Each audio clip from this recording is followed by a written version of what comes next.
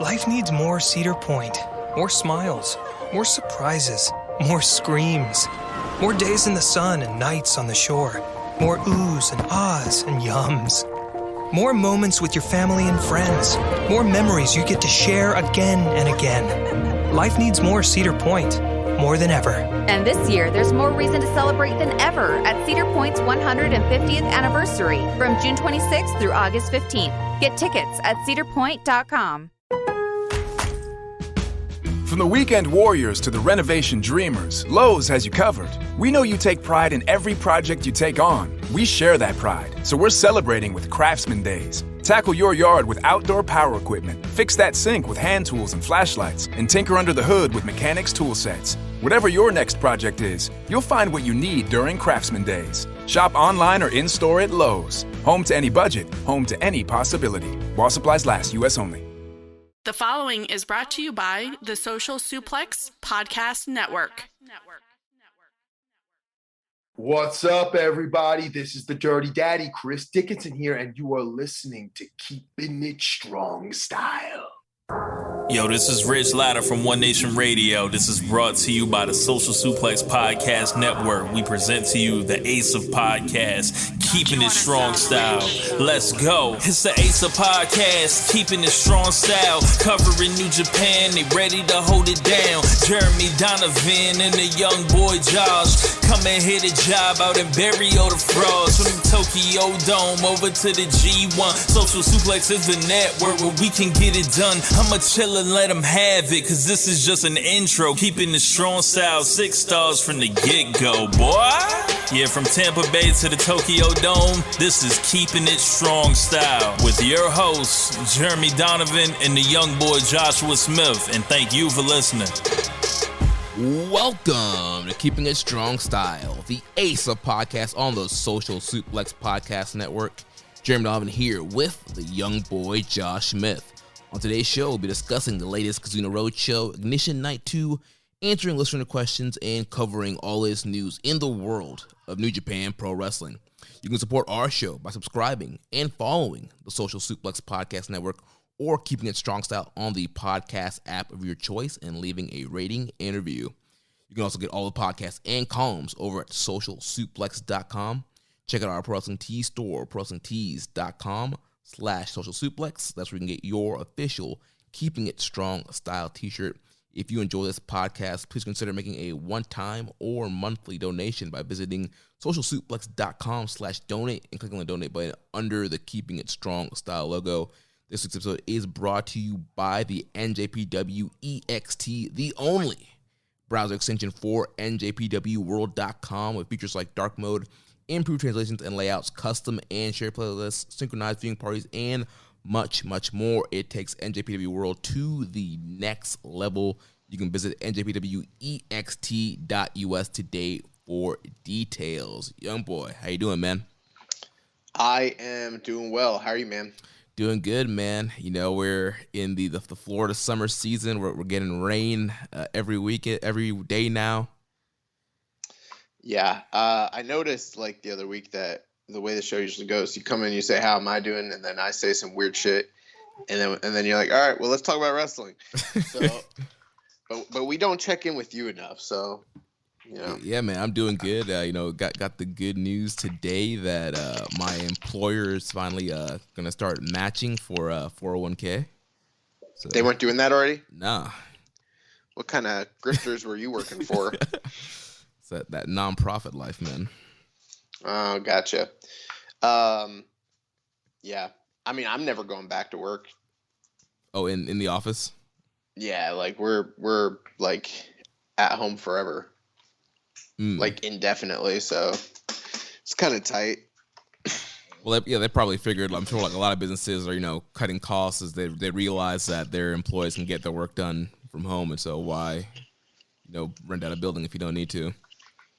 Yeah, I think they just didn't want me to come in and stretch people, Yeah, they got wind that you were, at the side dojo learning all these holds and maneuvers, and they can't have that in the workplace. Yeah, I don't take any guff like Joey Janela. Oh, man. Yeah, you might show up in a meeting like Joey Janela, disguised, and cause a ruckus. See, here's the thing. I don't like Q people, bro. Okay, I'm just gonna. If you're a Q listener, I'm sorry. I don't like you. And here's the reason why, and it's something that really bothers me. They've co-opted a lot of the things that I like as a paranoid conspiracy theorist. You know what I mean? Mm-hmm. And it's like, okay, I get it. All conspiracy theorists have some commonalities. You know what I mean? But now, like, in the zeitgeist, they're becoming more like, aligned with, far right and alt right and Q people. And I'm like, the fuck? Like, for instance, let me just throw an example out there. Anytime someone comes online now and they're like, don't follow the crowd, don't be a sheep, be a free thinker. Okay. That's like, like sirens are going off for most people. Like, oh shit, this person's Q, anti-vax, anti-mask. But I'm like, wait a second. You shouldn't be a sheep. You should be able to be a free thinker. That doesn't mean that I'm anti-vax. Like, I don't like that. You know what I'm saying? Yeah, it seems like, there's a lot of, they co-opted a lot of stuff in that kind of, yeah. Or like I was in a group today and I was talking about this and I was like, or like, being like anti like sex slavery and anti like human trafficking and like child pedophile rings. Like, I'm anti that stuff. But like Q doesn't get to like appropriate that and take it for their own. Right. Yeah. If you go too hard on that, then people start side-eyeing you. And then like Jamie was like, he's like, oh, so you're anti-pedophile? I'm like, yes, I'm heavily anti-pedophile. He's like, thank you for clearing that up. And I was like, yeah, just want everyone to know, like, I'm against that shit, Yeah. But how much against it are you? Huh? But how much against it are you? Completely. Oh man, so you ready to dive into some New Japan? Yeah, I feel like there's not a lot, but there kind of is. So we'll see where we get to with this week. Yeah. This might be a light episode this week. Might end up being the shortest Kiss episode in history. We'll see what we got here. We'll make it go as long as we can. So first thing, I figured we'd start out talking with the news that came out last week after we were done recording. With fans will be coming to Strong for the Fighting Spirit Unleashed tour. So our normal Friday Night Strong, they're going to be doing their first set of tapings with fans. First time Monday, August 16th, which is 2 days after the Resurgence show that's happening in LA. So we got 9 matches that will be planned to take place on the Fighting Spirit Unleashed 2021 for future broadcasts of Strong.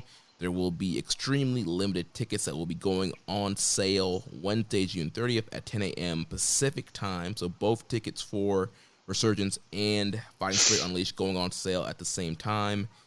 Doors open 6:30. Show starts at 7:30. So it'll be at the Thunder Studios. Tickets will range from $60 to $120. So far, we have advertised the Never Openweight champion, Switchblade Jay White, the Strong Openweight champion, Filthy Tom Lawler, Juice Robinson, Leo Rush, Shota Umino, Ren Narita, Fred Rosser, Carl Fredericks, Clark Connors, and Hikuleo. Youngboy, what do you think, man? We're finally getting fans in the building for Strong. Yeah, well, when it comes to, exciting announcements, this is amongst one of the more exciting things New Japan's announced this year. The beginnings of live attendance for U.S. shows. And, we've never had live attendance since they started doing the tapings for Strong or since they started doing the tapings for, its predecessor and that sort of thing. So this is really cool. And what a smart time to do it other than, conjointly with the Resurgence, flying crowd. Because, I mean, it's not a huge, like, arena or anything like that, so I'm not doubting that they couldn't, like, do well with the tickets. But, I mean, $60 to $120, I don't know if that price point is going to be one that sticks going forward down the line. It might. But, I mean, with this audience, it's going to work because you're going to have so many people from out of town. You're guaranteed to sell out even at those prices. And if they do want to continue with those prices, it sets a precedent day one. So I think that this is a a really smart idea from, those who are running this deal out in California. And then for the fans that are in attendance, I mean, what a plus, the ability to not only go to the big Resurgence show, but possibly, get in the doors for that Strong taping as well. Yeah, I think it's a very smart, marketing move here. You can make, a big weekend out of it. You fly in town, you hit up Resurgence on Saturday night, then you check out California for the rest of the weekend. You stay Monday, you go to these Strong tapings, and then you fly out, Tuesday morning. I think it's a nice little weekend, nice little wrestling trip. We're starting to see a lot of companies kind of creating their own destination weekends. And so I think it's a very smart play here with New Japan. Like you mentioned, to capitalize on the fans that will be in town for these shows. This is all happening in Long Beach. That's where the Thunder Studio is as well. So Thunder Studio is Long Beach for the Fighting Spirit Unleashed Strong tapings, but the Resurgence is happening in LA at the Torch Arena. Yeah, I don't, bro.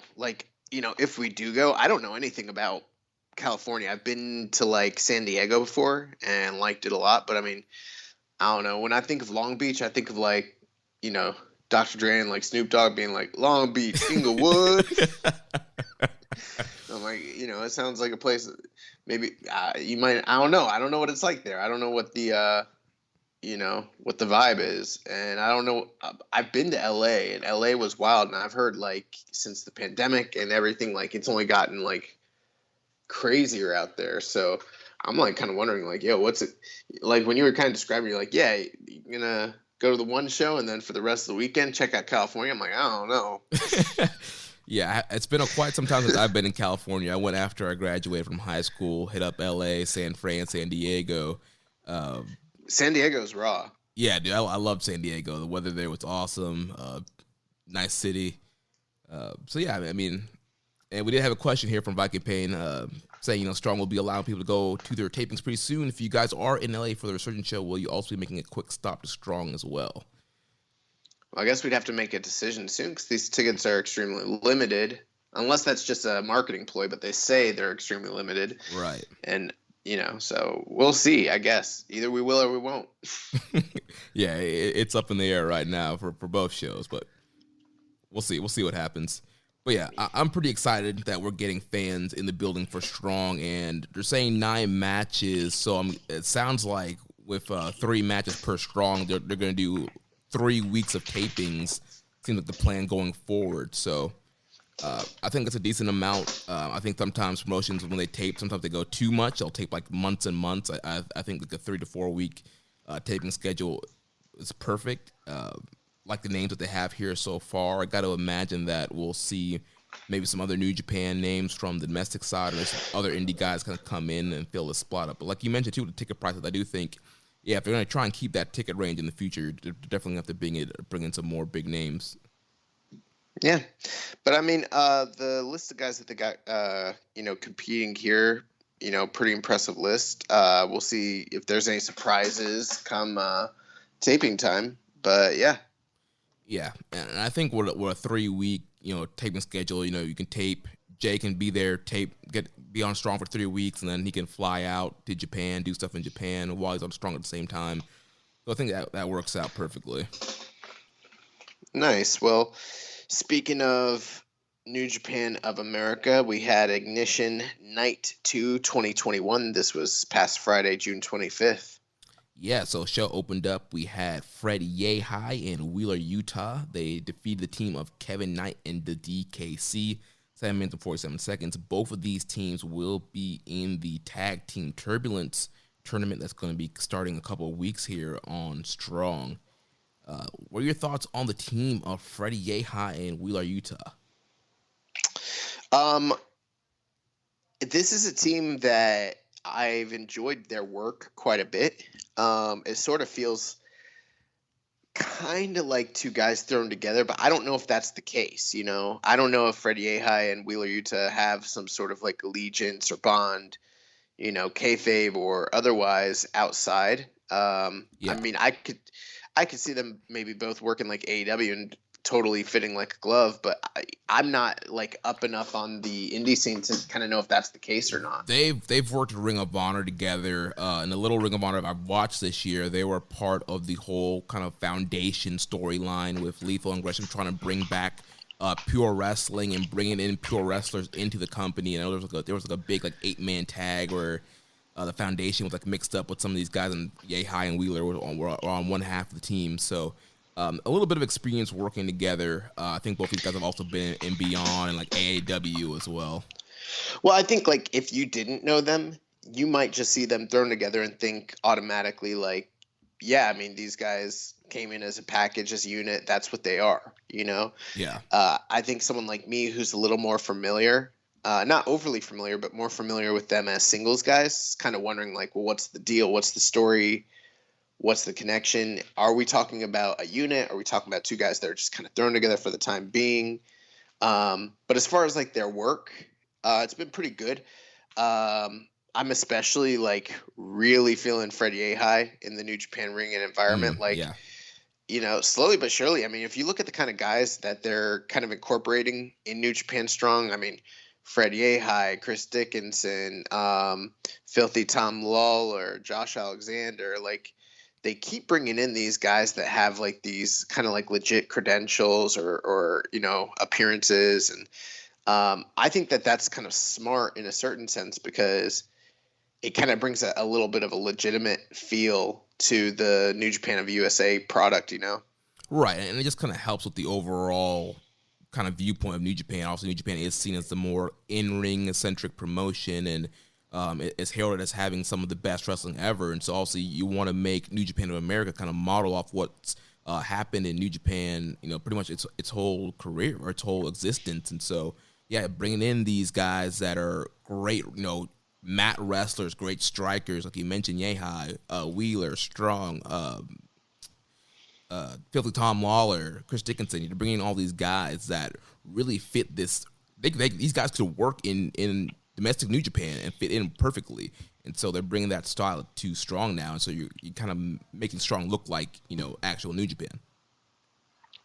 Yeah, I mean, that's absolutely right. And, I mean, it kind of just goes beyond that. I mean, you know, there are certain like characteristics, and you know, we talk about how this business is very much like a cosmetic one, and you know, traditionally different territories, different regions would have certain things that they were known for. You know, most famously, you know, the WWE is very famous for having traditionally, you know, over 6 feet, jacked, huge, muscular type dudes. You know, and that was sort of like the idea of what their concept of like a professional wrestler should be, you know?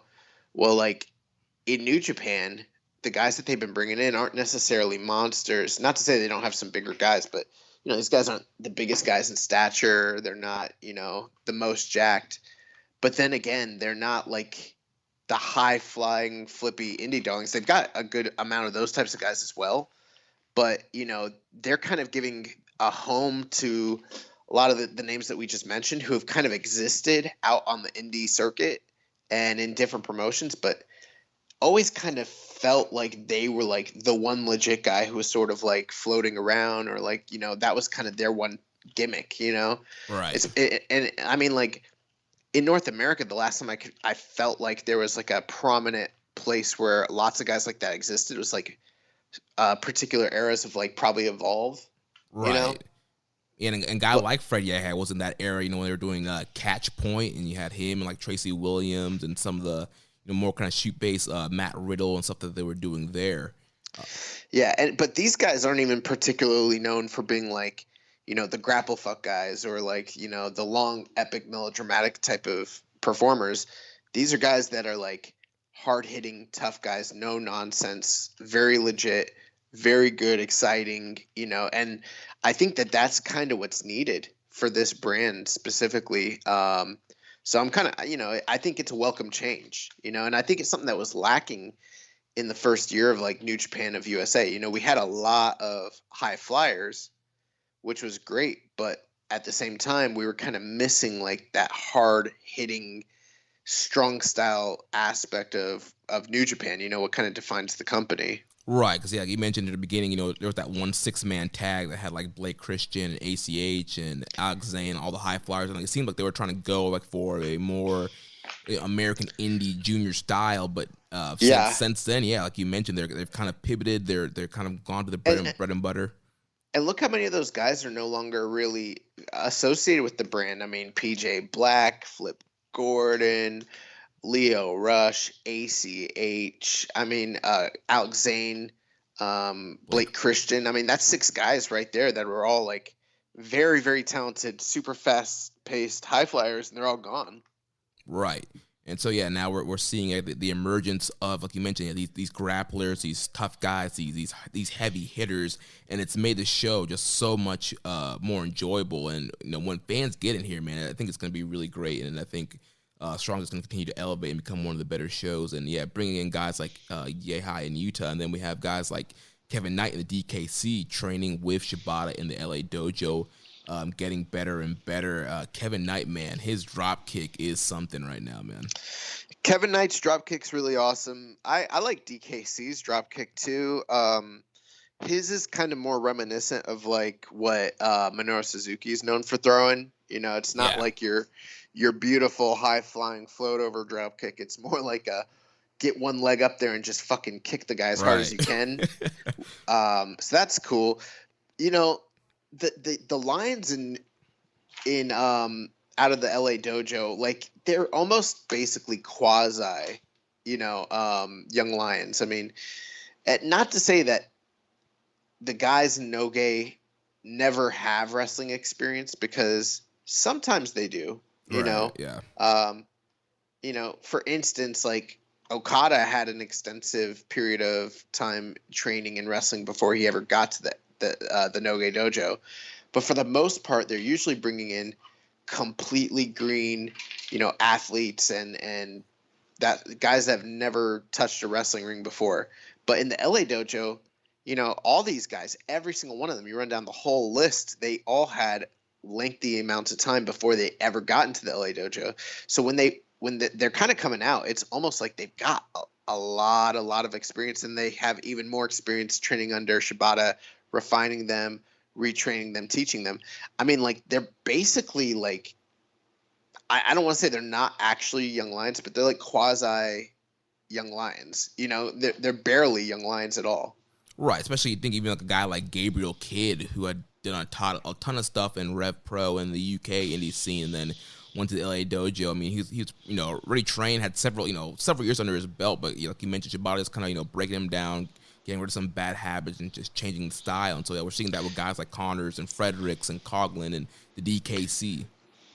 Yeah, I'm not saying that they're like finished products by any means when they got into the dojo, but what I am saying is that once he deems them worthy to come out in the black trunks, they've had so much experience that is sort of foundational underneath what they're presenting. I mean, they're way beyond, in ring time, what the Noge dojo guys are when they first debut, and I think that's pretty evident here with Kevin Knight and DKC. And it's also evident in the way they book these guys, because very rarely are you ever going to see any of these young lions come out and really just truly get squashed. It hasn't happened yet. Right. It's been very competitive, especially in this match. We got to see Knight and DKC really, show off some of the grappling skills that they've learned in the LA dojo, keeping up with grapplers like Yehai in Utah.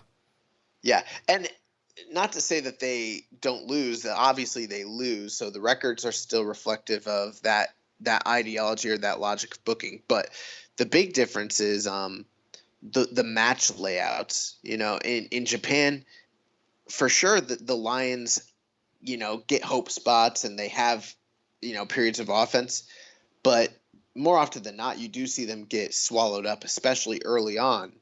But with these guys, it never really happens. They're always presented in a highly competitive light. And, it's just two different philosophies, two different, styles of doing things. I think it's very interesting. But the big thing here with Yehai and Wheeler taking on Kevin Knight and DKC is that tag tournament is coming up, and both of these teams are going to be involved in that. So this is almost kind of like a quasi preview.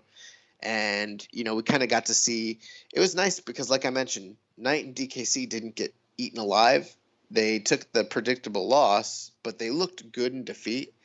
And Fred Yehai and Wheeler Yuta showed themselves to be even more formidable, getting in some time, getting in some reps, and then putting their, opponents away. Right, and I think too with Wheeler Yuta and Freddie Yehai picking up a win before tournament, it kind of helps build credibility for them as a team. Because a lot of people are looking at the brackets and are automatically saying, "Oh, it's going to be Good Brothers Violence Unlimited." But with Yehai and Utah picking up some wins now before tournaments, like, all right, maybe these guys are players. Maybe they're going to pull upset and go further in the tournament.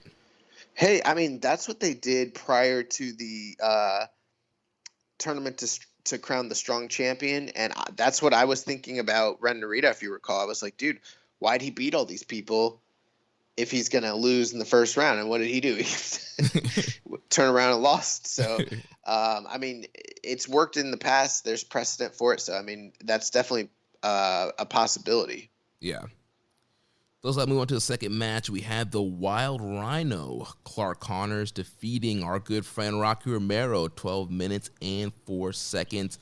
Also, this match came from the match that happened a couple weeks ago, a tag match where post-match, Clark and Rocky got into a big pull-apart brawl after the match, and Clark challenged Rocky to a one-on-one match. Also, previously as a young lion, Clark faced off with Rocky in several tag matches and one-on-one matches and lost, and so it's kind of a big moment here. Clark being graduated, taking on Rocky.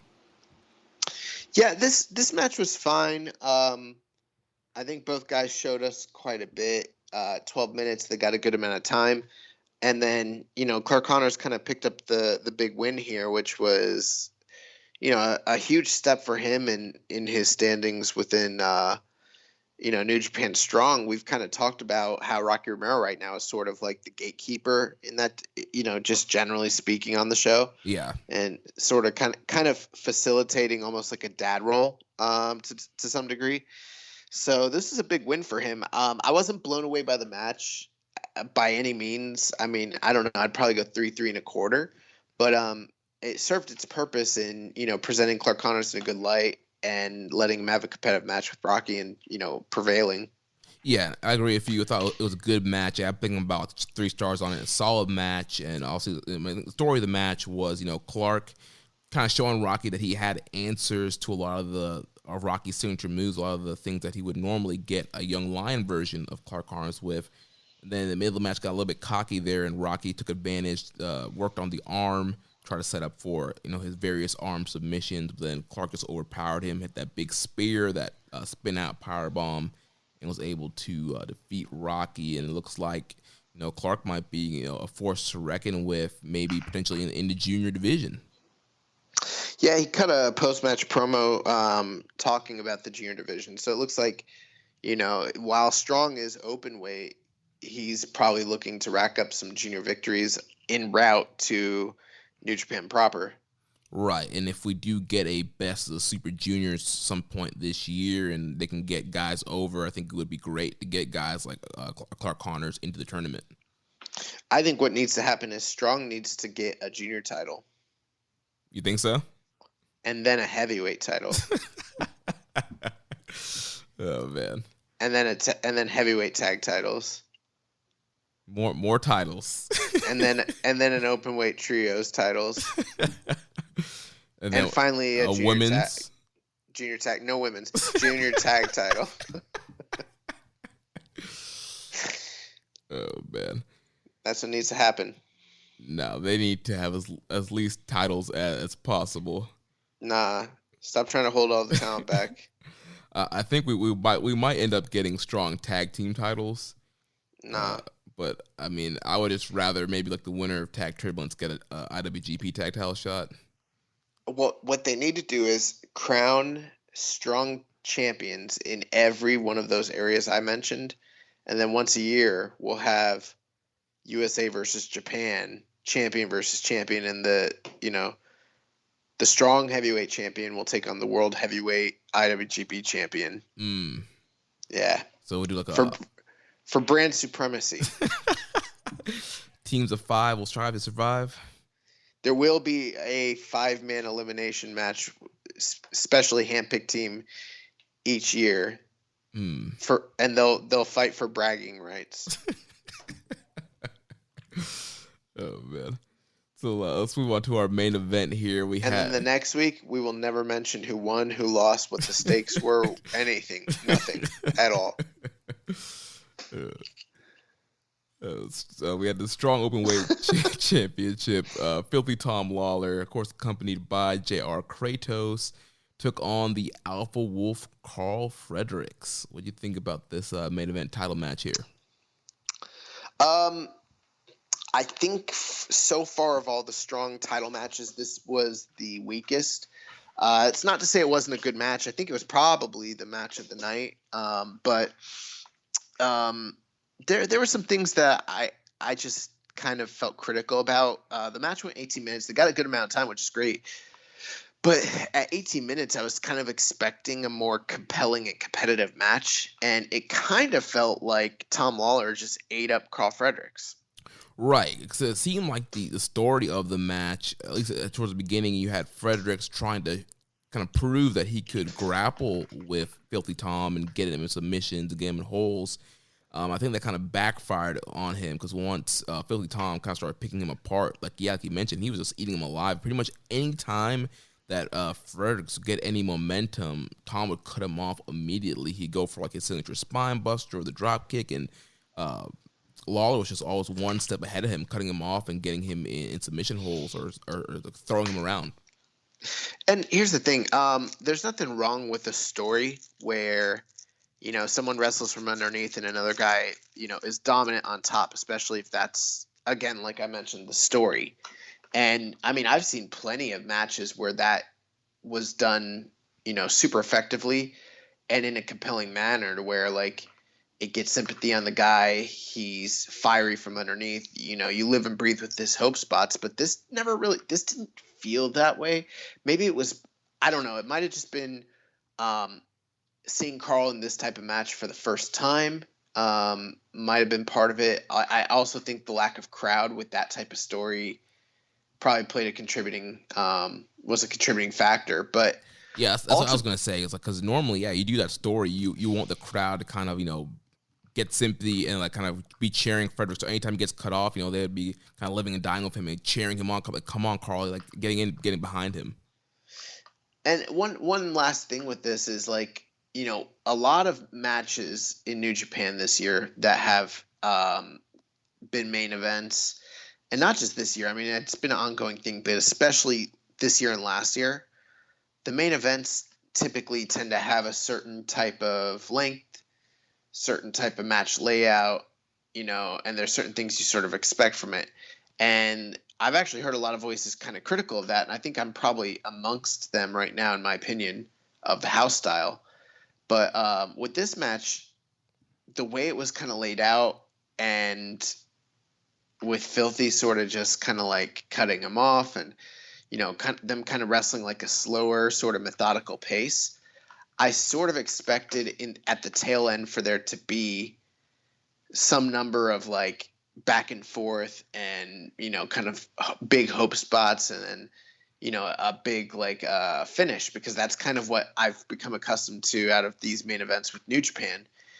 And instead it sort of felt like, yes, Carl Fredericks did get the Manifest Destiny. Yeah. But the way they shot it, it was one of those things where Filthy got to the ropes, but they shot it in a way to where, like, as soon as he landed, you're like, he's too close to the ropes. Like, right. There's no possible way he's not going to get to those ropes. Because, I mean, he's, like, literally almost touching it. So that didn't help with the drama.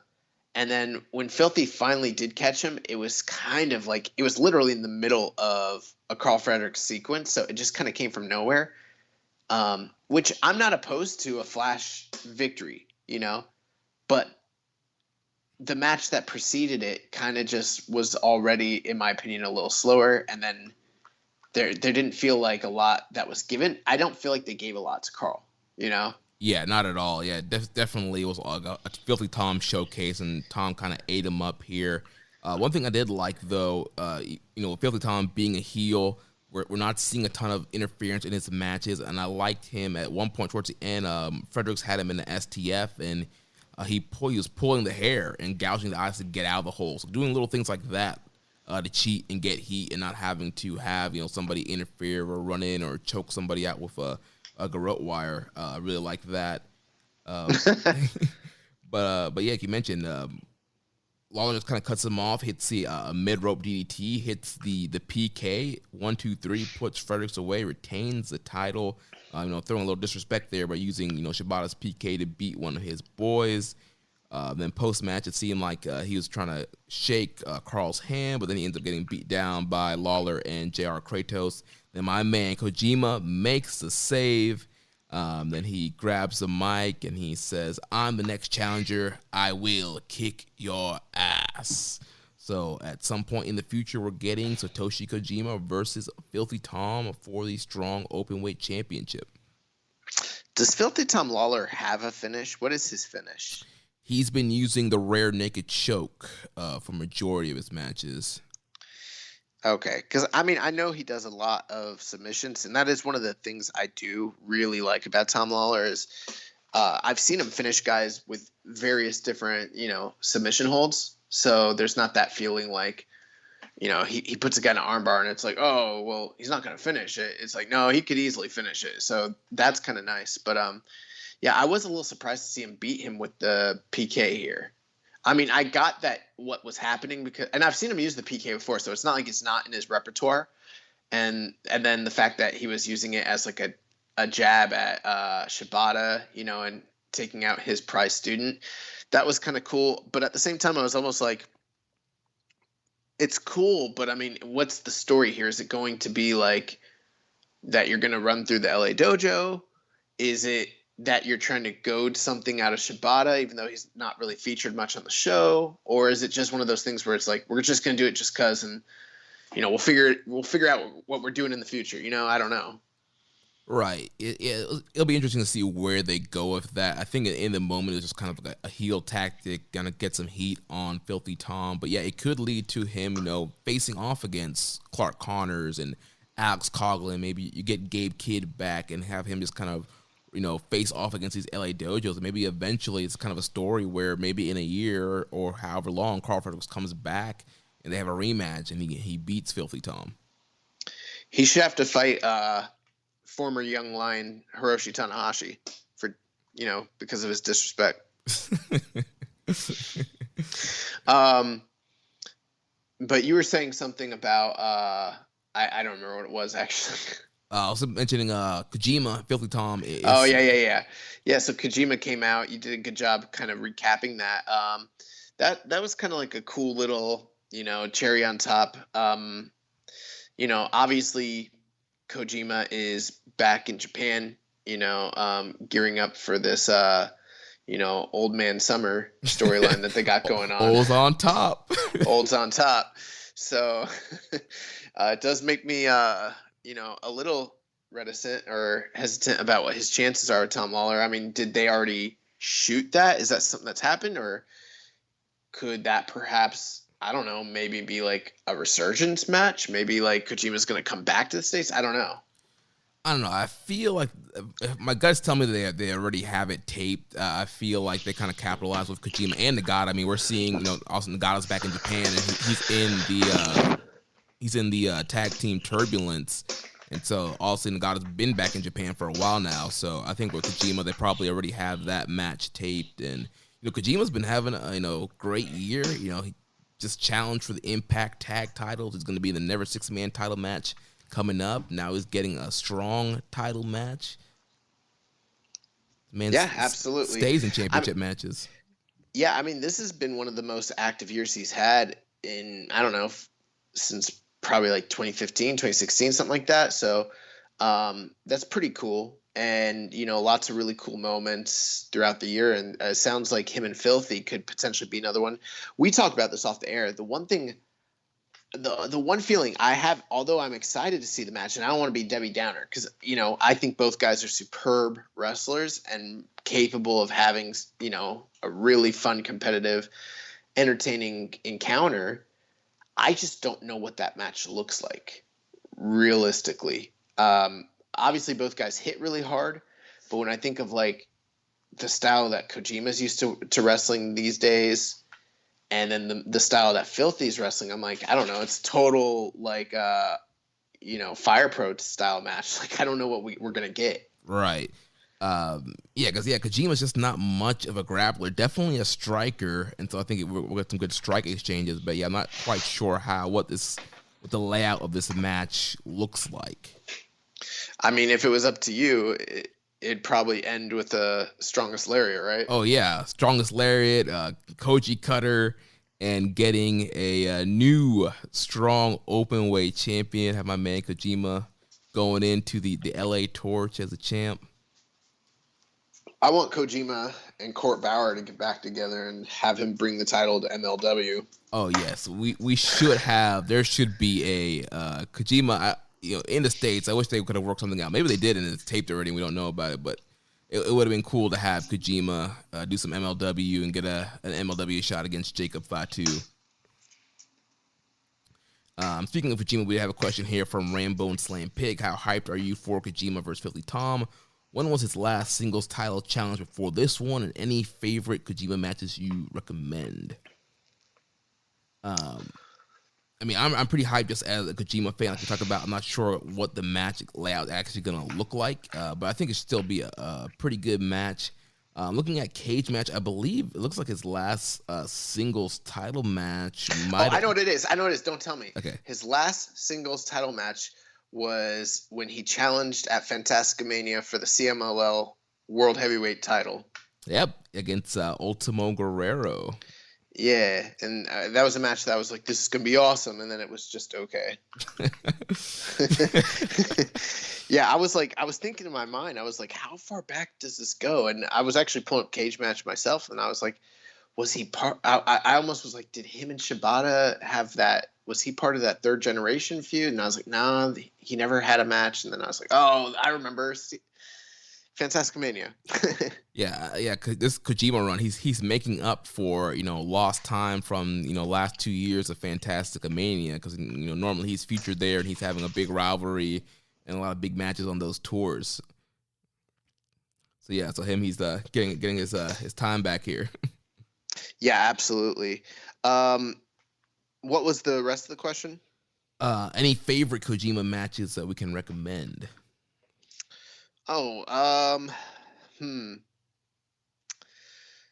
That's a great question. I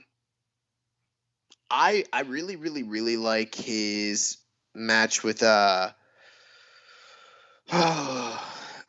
definitely one of the Hashimoto matches. I'm trying to remember which one I like better, if it was the 98 New Japan match, or I think they had an All Japan Triple Crown match from like 2001 that I like a lot. I really like his match with Tanahashi at the 2012 New Beginning. That was a really good match. Oh, it was 2003. Yeah, I really liked the match with him and Hashimoto from 2003. Him and Kawada from All Japan for the Triple Crown in 2005. That's up there. The Tenzan series that he had in 2005. Yeah. Really, really good stuff. 2013 Destruction against Okada. That match is good. Him and Tanahashi in the Dome. Yeah. Is really, really great. There's a lot of good stuff out there. The Will Ospreay match from this year. Yeah, the no DQ match. That match is awesome. The match really ruled. Yeah, I love that match. There's his random 6-man unit where he teamed up with Ricochet and Finlay to take on the Young Bucks and Adam Cole. Yeah, so there's a lot of really good Kojima stuff out there. All that I'd recommend. Him and Tenryu, 02 and All Japan. Yeah, a lot of good stuff there from the leader of the Bread Club. The Bread Club's not real. Bread Club's a state of mind, man. So coming up this week on Strong, we will have the Fireworks Frenzy, and in order to celebrate the 4th of July coming up. And so we'll have Leo Rush taking on Adrian Quest, Hikuleo taking on Jordan Clearwater, and then the main event of Fred Rosser and Bateman, which we saw built up a couple weeks ago with that tag team match. This might be, in my opinion, one of my least anticipated Strong episodes. There's a lot of good wrestlers here, but for some reason, they're like matches I would have never really put together. This feels like one of those I don't know, get by shows. Yeah, it definitely feels like filler. You know, we have 2 weeks until the tag team turbulence starts. So I'm sure it's like, all right, let's kind of throw something out in, filler episode until we get to the tournament. I saw a match with Lio Rush and Adrian Quest for that primetime, what was it called? UWN? Yeah, UWN, yeah, that kind of pseudo NWA Fight TV thing. And that was okay. So, I mean, I'm sure Lio Rush and Adrian Quest will be good, but, I don't know. Hick Leo and Jordan Clearwater doesn't rock my world. I don't think that's going to be great. Rosser and Bateman should be all right. Yeah. It's funny. It's like, I'm not the biggest Rosser fan, but he's probably on the docket as most improved for the company this year. And I think he stands a good chance to win the award. Yeah. But I'm still talking shit every week. But he'll probably get my vote. We'll see. I don't know. I'm not sure who else could be up there. Yeah, right now I'm not thinking of anybody else that I'm like, man. I might put Yoshihashi on there again. What about Tangaloa? Possibly. I guess we'll talk about it. Well, let's shift gears now to Kizuna Road. Last week, we failed to mention what happened after the Never Six-Man title match between Chaos and Bullet Club. And that's because I watched the match right before we recorded, saw Chaos won, and stopped the stream, and didn't realize that there was a post-match angle. We had the third-generation members coming out, Nagata, Kojima, and Tenzan. They immediately came out, challenged Chaos. Nagata took the mic, which led to Nagata and Ishii getting into it, creating a kind of wild, crazy brawl and shifting up some stuff for these upcoming tours. Backstage, Ishii said that after 3 defenses against Bullet Club, the group was in the rearview mirror, and Chaos only has their eyes for the third gen, which led to a change in the Kizuna Road 23rd show, where we got a change up in the 10-man tag, and then some interesting matches coming up on the 1st and the 2nd. But let's look at this 23rd show first. So we had the conclusion of the 5-match trial series for Tsuji and Yumura. So opening up, we had Great Okan defeating Tsuji at 11 minutes and 30 seconds.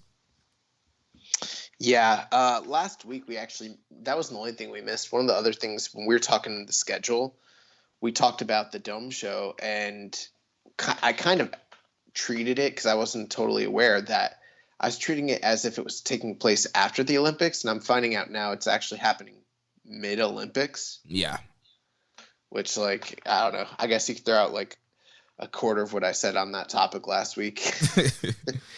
I think it was probably because I was high on methamphetamine. I really wasn't. But as far as this Great Okan Tsuji match, this one was interesting because, you had the battle of the former Tanahashi senpais. Yeah. And, there's kind of been a little bit of beef between Okan and Tsuji this year even. And so for him to finish out his trial series against him was kind of interesting.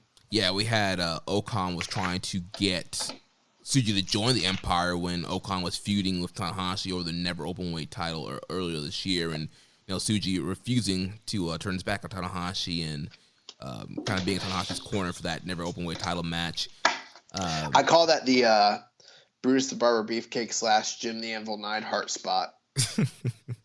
Because early on, at the formation of both groups, the NWO and DX both offered spots initially to both. The NWO had offered a spot to Bruce the Barber Beefcake. They acted like they're bringing him in as their 4th man, he was going to be the first big recruit. And then he was all about it, and then they beat his ass.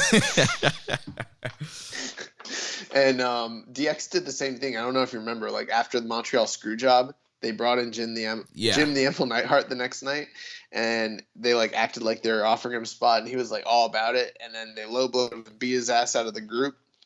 So that's Tsuji was in that spot basically. And Tsuji watched his tape. He's like, I know how this ends. I will not be finessed by the great Okan. And then Okan's like, all right, well, then we'll just give you the ass beating anyway. Right. I'll still go beat your ass. So here, hold this. But this match was interesting just in the sense that, like, it was kind of an Okan match, and Tsuji's just sort of, played the lion to Okan's graduated superstar, working his gimmick. I would even probably go as far as to say, even though I like Okan matches, I didn't find this to be the most compelling Tsuji. This is probably, for me, the bottom rung of the Tsuji 5-match series, probably. Yeah, I feel like this match had the potential to be better, but also I think they were trying to tell a story here and like kind of stories. Telling stories. Kind of similar to the Lawler match in a way where Great Okan just kind of ate Tsuji up, and Tsuji didn't really get much offense in. He tried to outstrike Okan, didn't work. He tried to outpower Okan, didn't work, and Okan just kind of cut him off at every pass until he got him into a Boston Crab and got him to submit. I was listening to someone recently, I don't remember who it was, but some wrestling personality, and they were talking about how you always hear commentators be like, well, we tell stories, and like, this person's like, no, you don't. That is not your job. You don't tell stories. The wrestlers tell the stories. Your job is to narrate the story that they're telling in the ring. In fact, your job is actually not necessary, because if you weren't there, we could still see the story play out, for the audience. You just happen to be the people that are adding, and observing and commenting on it. You don't tell the story at all. Right. Which, some people probably say it's nitpicky, but I completely agree with that philosophy. Yeah, but, and we've seen, especially like during the G1, we've seen matches without commentary, and they're still great. The story still comes across, and yes, commentary is great, and I do love good commentary. But yeah, you should definitely be able to be able to get into a match and do the story without commentary. Also, a big mark for the 1, 2, 3 go. Is that the name of the wrestling? 3, 2, 1 battle. 3, 2, 1 battle / they also do it at Kaiju, where they do the commentary over the loud mic in-house. Yeah, that's always pretty entertaining as well. But the next match of the night was the final match for Yuya Uemura as he battled Golden Star Kota Ibushi. And Kota Ibushi beat him 13 minutes and 13 seconds. Yeah, this match was raw. This is probably one of the best out of the Uemura series. This is the best out of the whole thing. Yeah. Ibushi, he, unlike in the Okan match, Ibushi gave Uemura a lot. There's a lot of great striking here between Ibushi and Uemura. A lot of great sequences here, and Uemura getting some good offense on Ibushi. And Ibushi pretty much kind of treating it like almost like a regular matchup, not taking advantage of the young lion here. Yeah, I would agree with that. One of my favorite things was Ibushi rocking a reverse full Nelson on Yuya Uemura. Yes, that was dope. That was something where, like, I saw it, I reached my hand out, made a fist, put that fist in my pocket, and said, I got that. I'm taking that. That's stolen. It's mine now. Yeah, I think that would be a pretty cool finisher. Nah, I've got to finish. I got to finish. It's not that, but that move is raw. yeah, that was dope. And yeah, just Ibushi was just like, striking the crap out of Uemura here. Dave went 4 stars on this. I don't know if I'm quite that high. I'm not that high. Also, Dave went 4 stars on JR Kratos and Kojima. That match wasn't 4 stars either. No, as a Kojima mark, I didn't go 4 stars on that. I think I went 3.5 on the Kojima match, and I think I'm like, Dave's losing it, bro. I'm like 3.5, maybe 3.75. Here's what it is Dave spending all his time watching that shitty Jacksonville promotion, right? And then he's not used to like really, really, really good like Japanese style anymore. And then every time he turns on, he's like, holy fuck, 4 stars. Did you see the way they were chopping each other? Where did this Yumura kid come from? No, I'm just joking. But yeah, I thought it was a real good match. I think it's the best series. I think I would probably maybe go 3.75 on it. Yeah, I agree. But yeah, really good match here. And for me, match of the night. Yeah, Ibushi at the end here, he locks in a really deep single crab, like a lion tamer single crab onto Yumura to get the submission win here.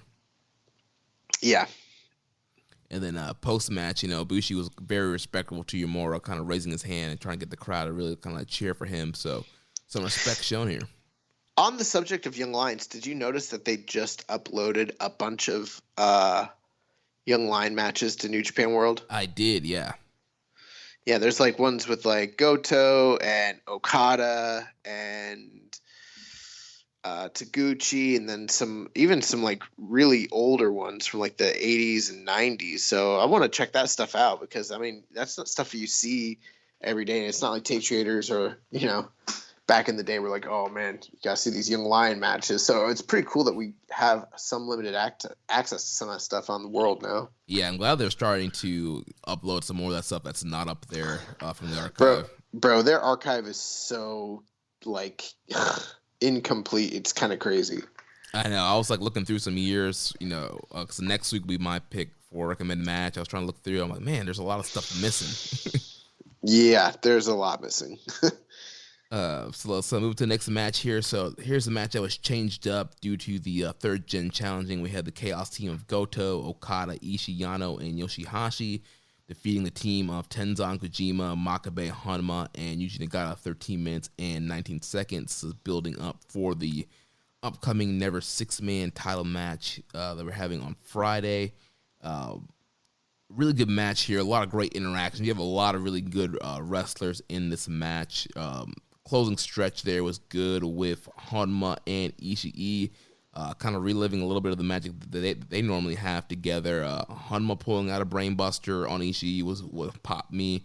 But eventually Ishii hit his brainbuster on Hanma at the end to get the win. Then moving on, we had the Sugun team of Desperado, Taichi, Kanemaru, and Zack Sabre Jr.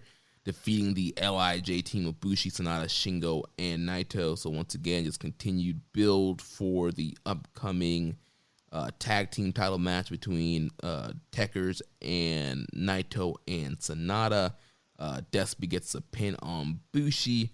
They did beat up Hiromu at the beginning of the match because Naito wanted Hiromu to open the ropes for him. He was doing that. Taichi kicked Hiromu off the turnbuckle there, and with Bushi eating the pin, I'm wondering whenever Hiromu's coming back, if we're gonna get Hiromu and Bushi challenging for the junior tag titles. Yeah, definitely. I mean, we will see because this this entire division's sort of on ice, right? And then in the mud.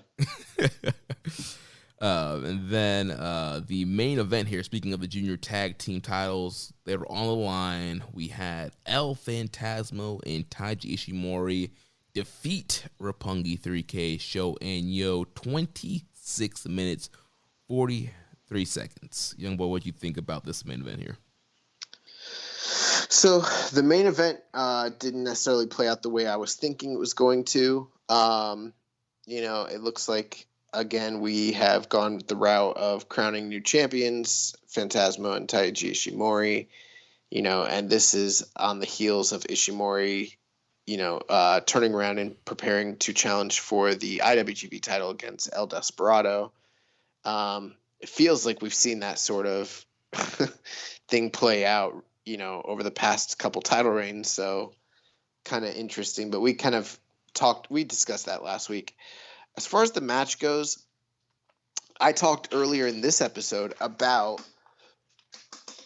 the main event style of New Japan Pro Wrestling over the past year or so, and probably even going further back than then. But it's really to a certain extent become formulaic. You often have the first half, maybe even 2/3 of the match, where aside from a good opener, it just doesn't feel like there's a lot of I don't know. Like, there's a lot of fluff, a lot of filler. There's not a lot of heat behind what they're doing, you know? And then they go to a close, and the close is usually fantastic. But it feels like, you know, they could be filling the time better. And that's sort of what this match felt like. Like, was the match good? Yeah, it was good. But, I mean, you know, it kind of just felt victim, in my opinion, to the necessity for whatever reason that New Japan feels. I understand they want to give the fans their money's worth, but the feeling that they have to go 27 minutes, 30 minutes plus every single match, even if the story or the feud maybe doesn't even call for it. You know what I mean? Mm-hmm. The other thing too is, like, I know Phantasmo and Ishimori haven't teamed together as extensively as some of the other junior tag teams that are in this division, but over the past 2 years, it really does kind of feel like it's just been Roppongi 3K, Suzuki-gun, and the Junior Bull Club team kind of just trading the titles back and forth, challenges, you know, junior title matches, and then, you know, you mix in, you know, the 5-man eliminations, you mix in the 6-man tags and the 8-man tags and everything like that. It just feels like it's a never-ending round robin of these guys fighting each other, you know, in perpetuity. Right. Yeah. I mean, like you said, I thought this was. I mean, the work was good. This was, as far as like the actual wrestling, it was pretty good.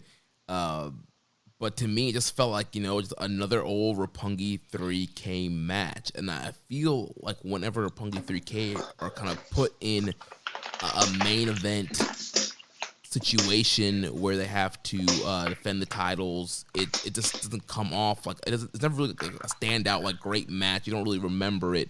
I feel like they're matches I remember that when they're kind of in the opener, when they're facing a team like the Young Bucks.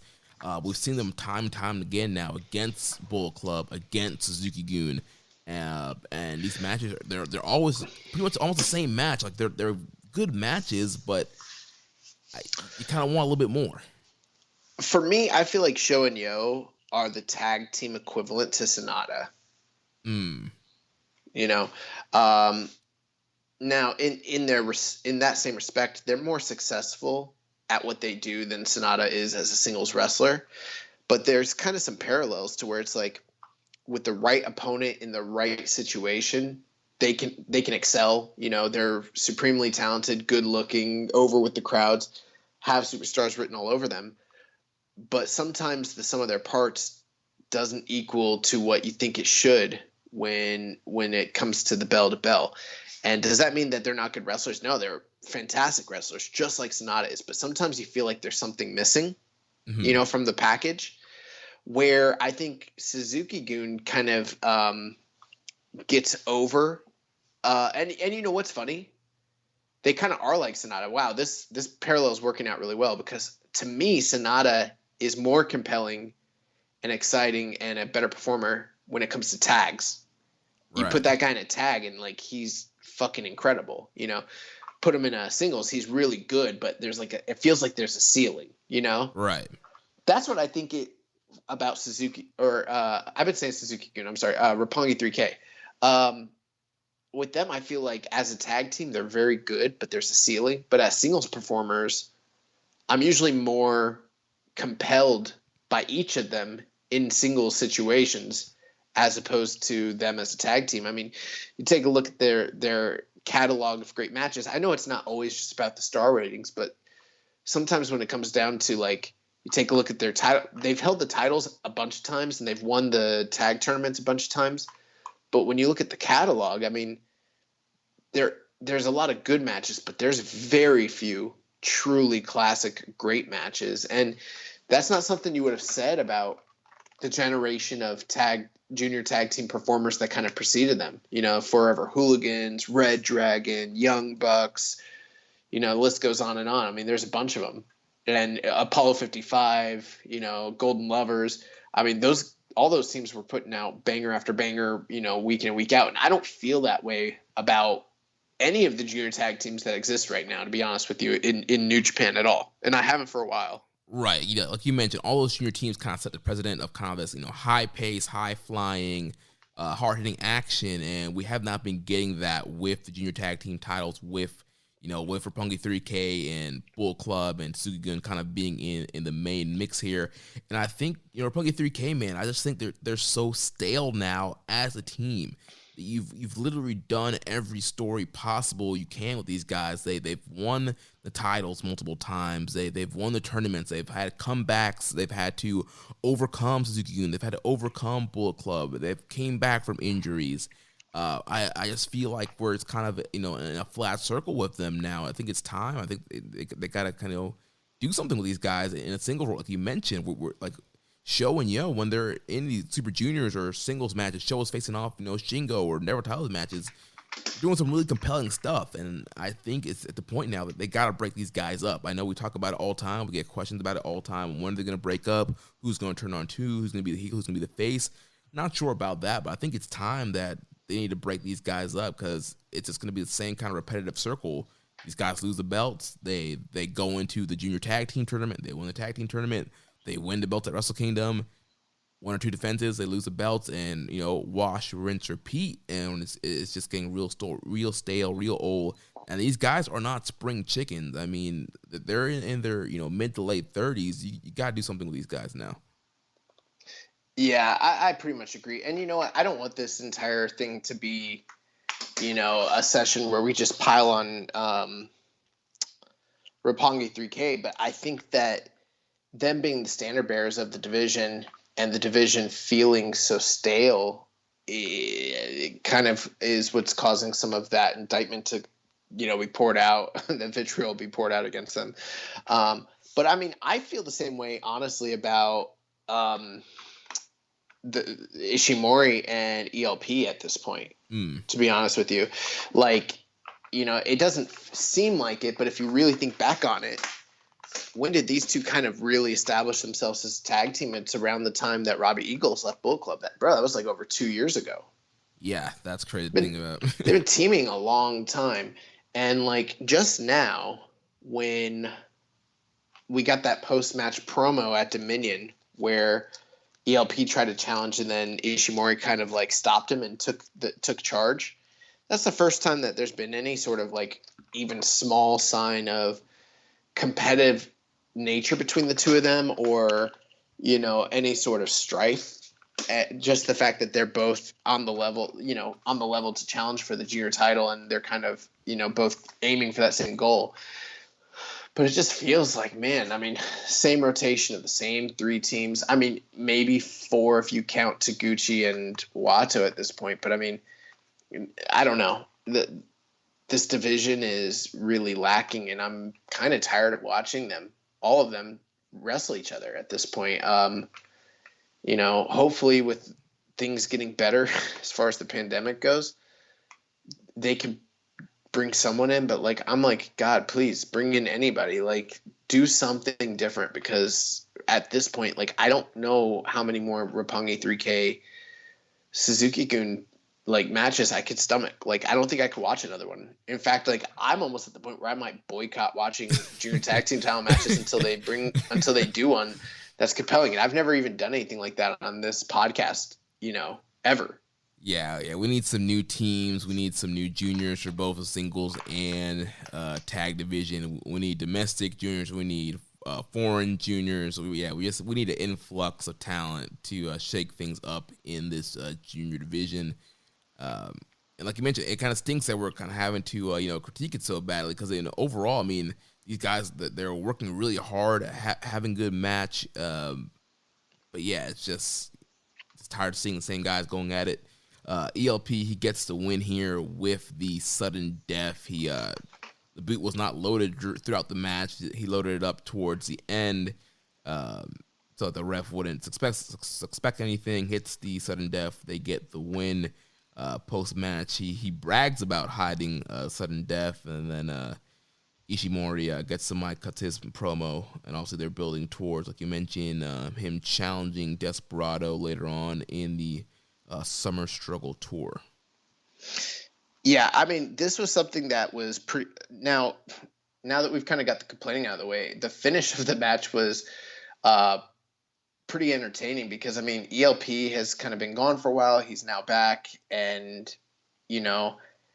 the whole time it's like we kind of forgot about sudden death. He hadn't really been alluding to it. They hadn't been teasing it. And then suddenly, as if to say, like, you guys all forgot, like he stomps on the foot and then you're like, oh fuck. And then he takes him out. You're like, oh shit, they won. Yeah. Oh man. So yeah, Bullet Club once again, the junior tag team champs. Ishimori going in as one half of the champs to take on Desperado. We had a question here from Hawaiian Punch BV. Do you think Taiji Ishimori and El Desperado will defend the titles? I think you meant El Fantasma. Will they defend the titles outside of the company, somewhere like Impact, since both of them have history there? I mean, it's possible. I don't know. I don't know what to expect. I mean, do you see them sending Ishimori overseas? I don't know. We've been seeing very selected talent going overseas. They've been sending the dad that's sent Nagata, Kojima. Also, we've seen somebody like Kenta who lives in the States kind of going back and forth. So, yeah, I'm not sure if they'll send Ishimori. If they do, I think it does make sense with him having experience in Impact and X Division. Also, ELP just challenged Josh Alexander recently. So I think it'll make a ton of sense. I don't know who they would face. I mean, I think Machine Guns would be cool if you can get Alex Shelley to get vaccinated and get back in action. But outside of that, I'm not sure what like great kind of high-flying teams that they would have to face off against these guys. I'm sure they've got a lot of junior guys, so there's stuff they could do. I'm pretty sure. But, I mean, I don't know. Impact put the title on Finjuice for a bit. Is there a possibility that there could be like a make good where New Japan needs to like turn those junior titles? From the Weekend Warriors to the Renovation Dreamers, Lowe's has you covered. We know you take pride in every project you take on. We share that pride, so we're celebrating with Craftsman Days. Tackle your yard with outdoor power equipment, fix that sink with hand tools and flashlights, and tinker under the hood with mechanics tool sets. Whatever your next project is, you'll find what you need during Craftsman Days. Shop online or in-store at Lowe's. Home to any budget, home to any possibility. While supplies last, U.S. only. It's Macy's July 4th sale with our lowest prices of the season on summer updates for your home, like 20 to 50% off outdoor furniture and the Radley 5-piece sectional chaise sofa, $1,999. And get a free adjustable base or box spring with qualifying mattress purchase. Plus, Macy's Star Rewards members earn on every purchase except gift cards, services, and fees. Sign up today at Macys.com/Star Rewards. Savings off sale and clearance prices. Exclusions apply. Over to a team on Impact, to kind of like solidify and consolidate, their partnership. I don't know. I don't find that to be likely, though. I mean, in the realm of impossible things that could happen, is it outside of that realm that they might go to the States and wrestle Impact guys? Like, no. But, I mean, until I see it happen, I'm not counting on it. Yeah. Well, that wraps up the June 23rd show. Like I mentioned earlier, we got 2 shows coming up this week. So we have Thursday, July 1st. We're going to have Doki, Despy, and Kanemaru taking on ELP, Jado, and Taiji Ishimori. Second matchup, we're going to have Suzuki and Dangerous Tekkers taking on Bushi, Sonata, and Naito. And then we're going to have 3 big singles matches to build up to the Never Openweight title match. We're going to have Tenzan taking on Yoshihashi, Satoshi Kojima taking on Hiroki Goto.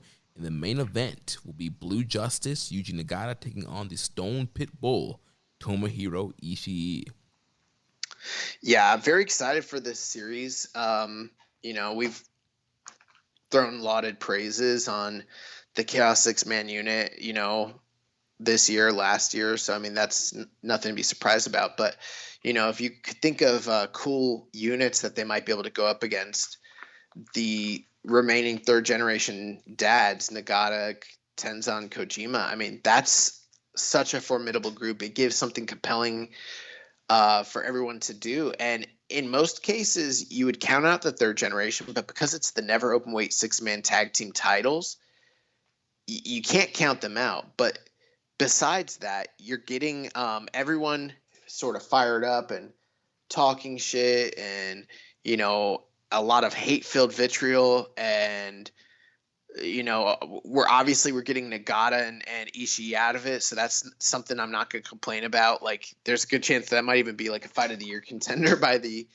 end of the year. Yeah. And one of the like, I love the backstage comments that they've been making to each other. Like, Ishii's talking that shit. He's like, yeah, he's like, we'll be happy to give you guys some final memories before you go. Yeah, the promos have been great between both these teams. You know, looking at these singles matches, you know, any other time of the year, I would say, well, it looks like Yoshihashi would win, Goto would beat Kojima, and Ishii would beat Nagata. But I feel like you have to have at least one of these third-gen dads win to build up some heat for the title match, right? You're saying, do I think the third generation dads need some victories to kind of build up anticipation? Right, yeah. I think at least one, maybe two of these guys got to get some wins here to build some victory. I don't think we're going to see a Chaos clean sweep. Dude, let me tell you something. If there's a Chaos clean sweep, you can bet your ass that the third generation dads are winning the titles. Right. Which I could see, that booking makes sense to me, you know? Yeah. I think last time they did this, it was with the Bullet Club team, and that's when Taiji beat Goto in a singles match again. And I think Kenta had beat Yoshihashi. Yeah, I could see the third generation dads picking up some victories, possibly. I'm not sure which ones I see.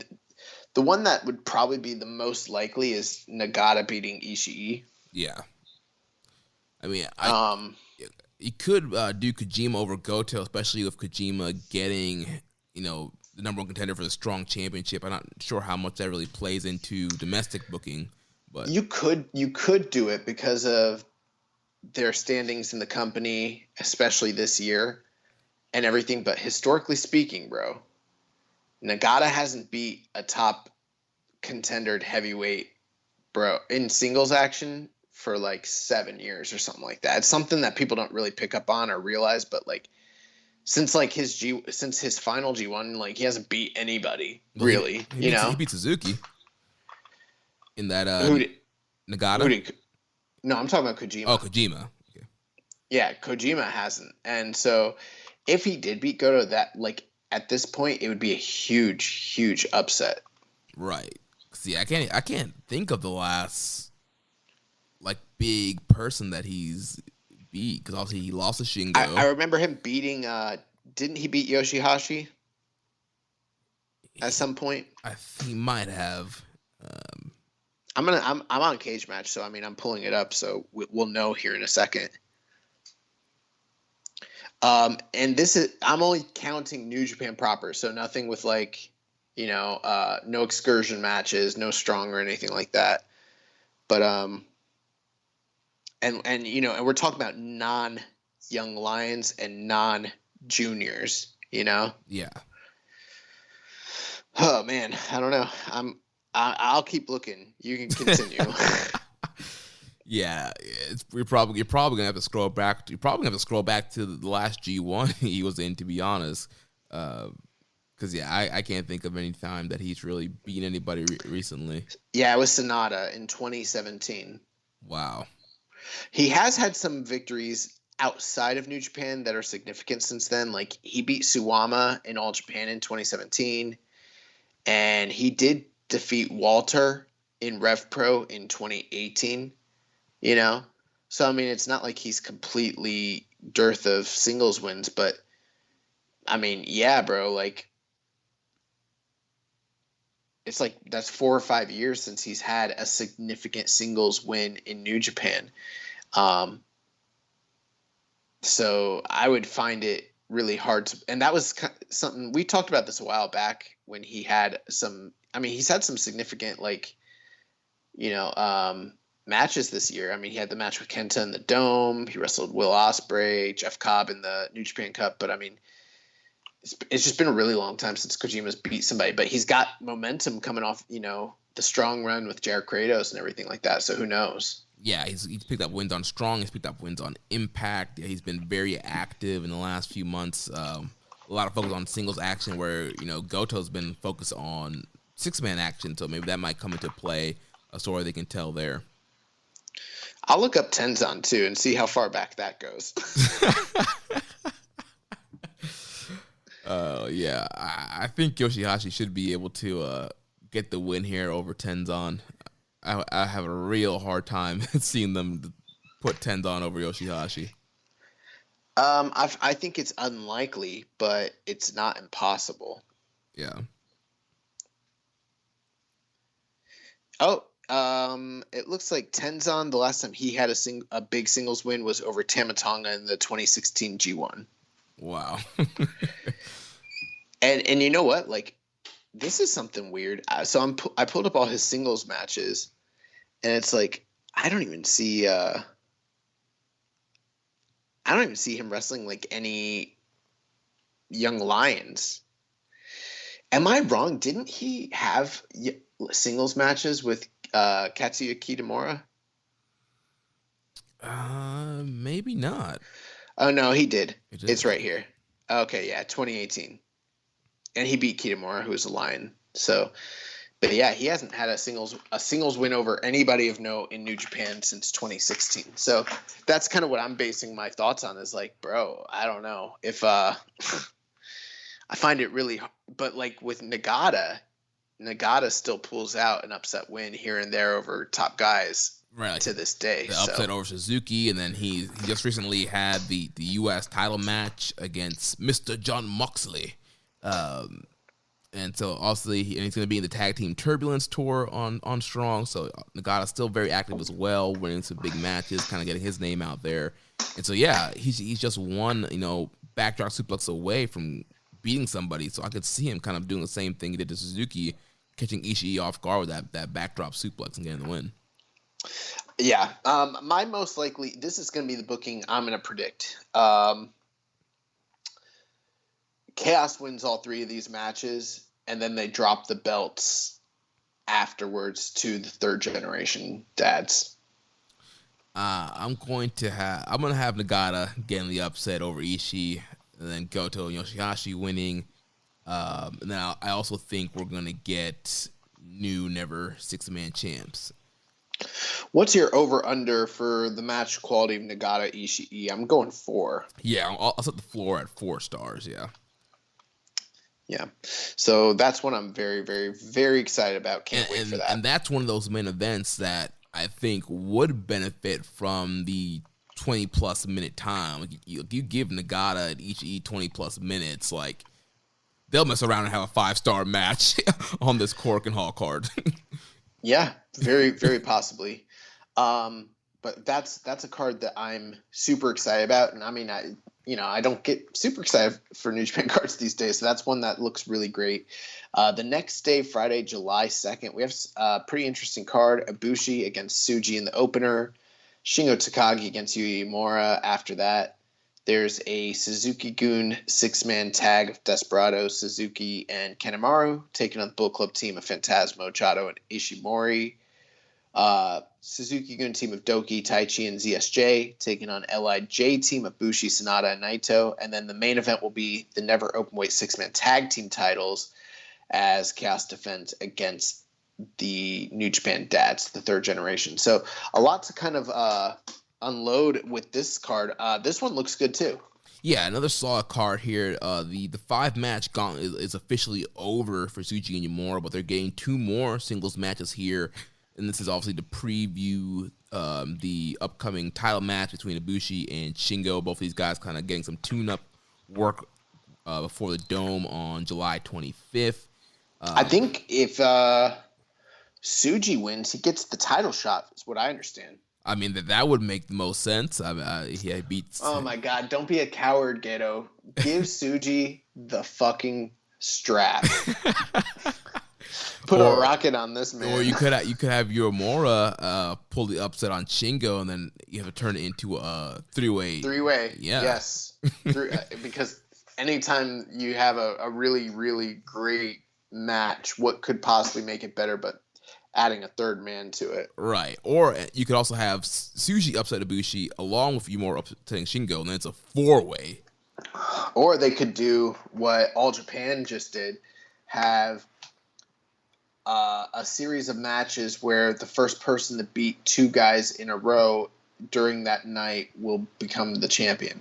Yeah, I heard that series, and I heard a lot of people having a hard time explaining the rules to that series. Well, bro, so like New Japan, and different companies have done this, but like for instance, New Japan at one point had a vacancy for the WWF junior heavyweight title, which at the time was that was the top junior title in New Japan, even though it was WWF. And they had a 3-way gauntlet between, and it was always confusing because they considered it one match, quote unquote, but essentially it was a gauntlet round robin between the Cobra, Davey Boy Smith, and Dynamite Kid. This is like 84, 83, 84. It was after Tiger Mask vacated the title and left wrestling briefly before he went to UWF. And the way that worked was each man wrestled each other during the night one time. And then you got points, and the winner was the guy with, the most points at the end plus tiebreaker, Yeah. So, I mean, pretty simple, each guy faces each other once, and then you end up with your points. And they did this famously in the 97 All Japan Champions Carnival, but that's not what All Japan just did. What they did was a series of matches determined by random draw order where the guy who won it, who ended it, had to be the first guy to beat both opponents back to back. So hypothetically, it could have gone on forever. Yeah. Someone could have beat one guy and then lost to the next guy. And then that guy would have lost to the next guy, and then just keep going because someone had to win 2 times in a row. Luckily for them, they booked it, so they only did 3 matches. Yeah. But like, they could have easily, like, it was, and you know what's funny? They could have just called it a round robin with the 3-match feature because that's all they ended up doing anyways. Right. It would have been a lot less confusing. It would have made a lot of sense. But I think that's what New Japan should do regardless with Shingo, Uemura, and Kota Ibushi, Or they can do what TNA did to crown the first X Division champion, a 4-way double elimination match. So it's a 4-way, but you have to get pinned twice before you're eliminated. No, what they did in TNA was they did a reverse battle royal, and then the last 2 guys wrestled. No, was it a gauntlet for the gold? Is that what it was? Not for the first X Division championship. No, I'm talking about for the NWA title. NWA. Yeah, they did a gauntlet for the gold thing. Yeah.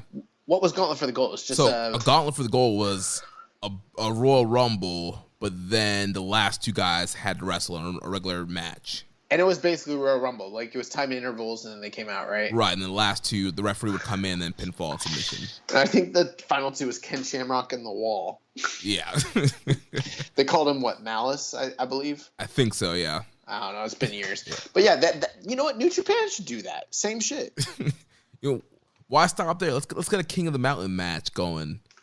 With the penalty box and everything. Yes. Let's get these 4 guys. Let's get King of the Mountain. Get a penalty box. Get a pin. Grab the world title. Hang it up there. Here's what I need. If we're going to go this route and we're going to take a guy who was a jobber and suddenly give him a couple wins and then put the strap on him, it needs to be Tsuji because he's got the body for it, and then he needs goons. Yes. Okay? A la Jinder. Well, the Singh brothers are released. Maybe they can hop a flight over to Japan. Everyone's released, bro.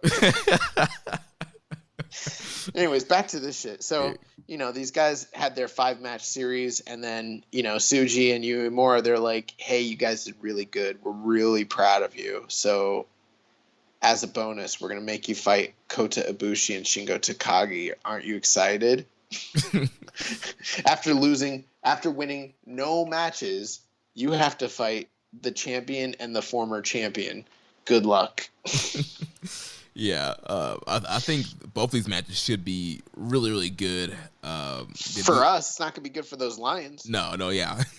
Also, we talked about the Ibushi-Yamura match being really good, so I think Ibushi and Tsuji should be on the same level, and same thing for Shingo. Also, Shingo never has a bad match. I think he'll end up giving Yamura a lot, and so should be really good openers there. Yep, that stuff's going to be good, obviously. Third match, the Suzuki-gun 6-man tag. Obviously, that is kind of a preview match for Desperado against Taiji Ishimori. The one concern I have here is that because it's Desperado and Kanemaru in the match against Phantasmo and Taiji Ishimori in the match, they might turn around and be like, you know what? We want those junior tag team titles back. And then Bullet Club's going to be like, you got it. Yeah, the only hope here is, Suzuki's on one side, Giles on the other side, so Suzuki's good team's probably getting the win here. That doesn't mean anything because they'll still get the win. That's right. I'm thinking Suzuki are the champions. That's right. They're gonna pick up. They're gonna get the win, and then they're gonna get on the mic and they're gonna be like, "We want those belts." Right, and that's what's gonna be like. Oh, if you want to keep your title match, you have to defend the junior tag titles against us first. Yeah, bro, it's the laziest fucking booking in all of wrestling. Like, it sucks. And they keep – it was cool, like, once – this would be the third or fourth time they've done it. I'm not a fan. But the match should be fine. Fourth match from the top, obviously we're getting the continuation of the feud between Dangerous Tekkers and Sanada Naito. Previous show, they had the spot with the package. Oh yeah, where yes, the birthday, because it was Naito's birthday the day before, and they didn't get him a birthday gift. So then Taichi brought out a birthday gift for Naito, and also Naito was like, beginning of the match, he grabs the box and he bashes like Taichi over the head of it. That was hilarious. So these guys just keep kind of like, proliferating their feud and continuing it. So, we're not going to get the blow off to this feud on Kizuna Road, but this is kind of continuing it. But the main event here, never openweight 6-man tag team titles, and I think that we're getting new champions. You think we're getting new champions. We were both wrong about the junior titles last week. So if we continue that trend, Chaos is going to retain. Right. I just feel like, these guys have been racking up these title offenses. I mean, I would love for them to keep the belts forever, but they just had a title defense against Evil, Yujiro, and Dick Togo. We normally don't see title offenses this quickly, back-to-back like this, so the champions are coming in weak. They're going to be coming in weak from the singles matches. I think this is the time for the third gens to capitalize. Maybe New Japan is going to make them hold it for a year. Maybe have these guys go down as history as the longest reigning champs, the most decorated, never 6-man champs. It's just I need Ishii to come off those belts come G1 season. Yeah. So he can be primed and ready to go. So we can get Ishii and Shingo January 4th in the Tokyo Dome. Oh, man. Bro, that would save the company. I have a hard time seeing them do that. I could see Ishii, Shingo at Power Struggle. Bro, they put the title on Evil. Anything is possible. That's true. Especially if they try to do 2 nights again, why not? Do Shingo Ishii one night. Yeah, so this is a weird week. We got two Kizuna Road shows that I'm looking forward to, and then a Strong show that I'm just not that high on, which most weeks recently has been the opposite way. Yeah, these two Kizuna Road shows look really, really good. Yeah, this might be the most excited I've been for Road 2 shows since like that sling of like New Beginnings shows when they were doing the Empire feud. The Empire feud, yeah. Yeah. But we got some that's going to do it for Kizuna Road coverage. Let's jump into the news here. Yeah, so interesting news note here. So also the same day as the first Kizuna Road show on Thursday, July 1st, we're going to see Sho represent New Japan and Chaos at GLEAT's card in Tokyo Dome City Hall. And there's a lot of, back and forth on how you pronounce the name of this promotion. If it's GLEAT, is it great? I don't know. I'm calling it GLEAT. That's what it looks like to me. But anyway, Sho is going to be facing off against Takanori Ito in the main event of GLEAT version 1. GLEAT was established in October of 2020 under the executive director and former wrestler and MMA pioneer Kiyoshi Tamura. And after a special preview event, GLEAT version 0, GLEAT version 1 card sees the promotion's first fully fledged event. GLEAT combines disciplines under traditional pro wrestling in the form of G Pro Wrestling and MMA influence stylings under the Ledette UWF brands. Show's main event will take place under UWF rules against the 27-year-old Takanori Ito, who made his debut for Wrestle 1 in 2016 and has a background in full contact karate. As we know, Sho has a background in jiu-jitsu and MMA, and this will be the first time that he wrestles under UWF rules. And we also do have some few notes here. This comes from the Voices of Wrestling flagship Patreon. Not going to read the full thing here. If you want the full report, you can drop your $5 to them. Yeah, I was gonna say, what are you doing, bro? You're giving away their shit. Just point out a few kind of notes here on this whole GLEAT relationship. It seems like Dick Togo is kind of the one that's kind of been the front runner for this. He's friends with several people in the office here, and with the Harold May regime kind of leaving and the doors opening up to work with other promotions. Seems like GLEAT is one of these promotions that they're looking that they could potentially work with. It's not as strong as like AEW or Impact. There has been a request for Sho to work a second UWF style match, but nothing's been finalized for that. We do know there are wrestlers who have declined working GLEAT and working these UWF style matches. And there's some who are interested. Sho wanted to work Bloodsport and never got a chance to. And there's also talk that there are New Japan officials looking at GLEAT Juniors, with the Strong Hearts kind of being the ones that people are looking at. And also there's some issue, there's some heat with Shingo and Shima that could potentially get in the way with that. But that's kind of where we're at with the New Japan and GLEAT relationship. Yeah, I mean, this is super, super exciting. I mean, especially for fans of, shoot style wrestling, as well as, Roppongi 3K and Sho in general. It's kind of felt like a little bit like Sho sort of needed to take a backseat while some of the spotlight was kind of thrust on Yo during his return. Which is fine, but this is kind of like a cool little, attaboy that they're sort of giving him.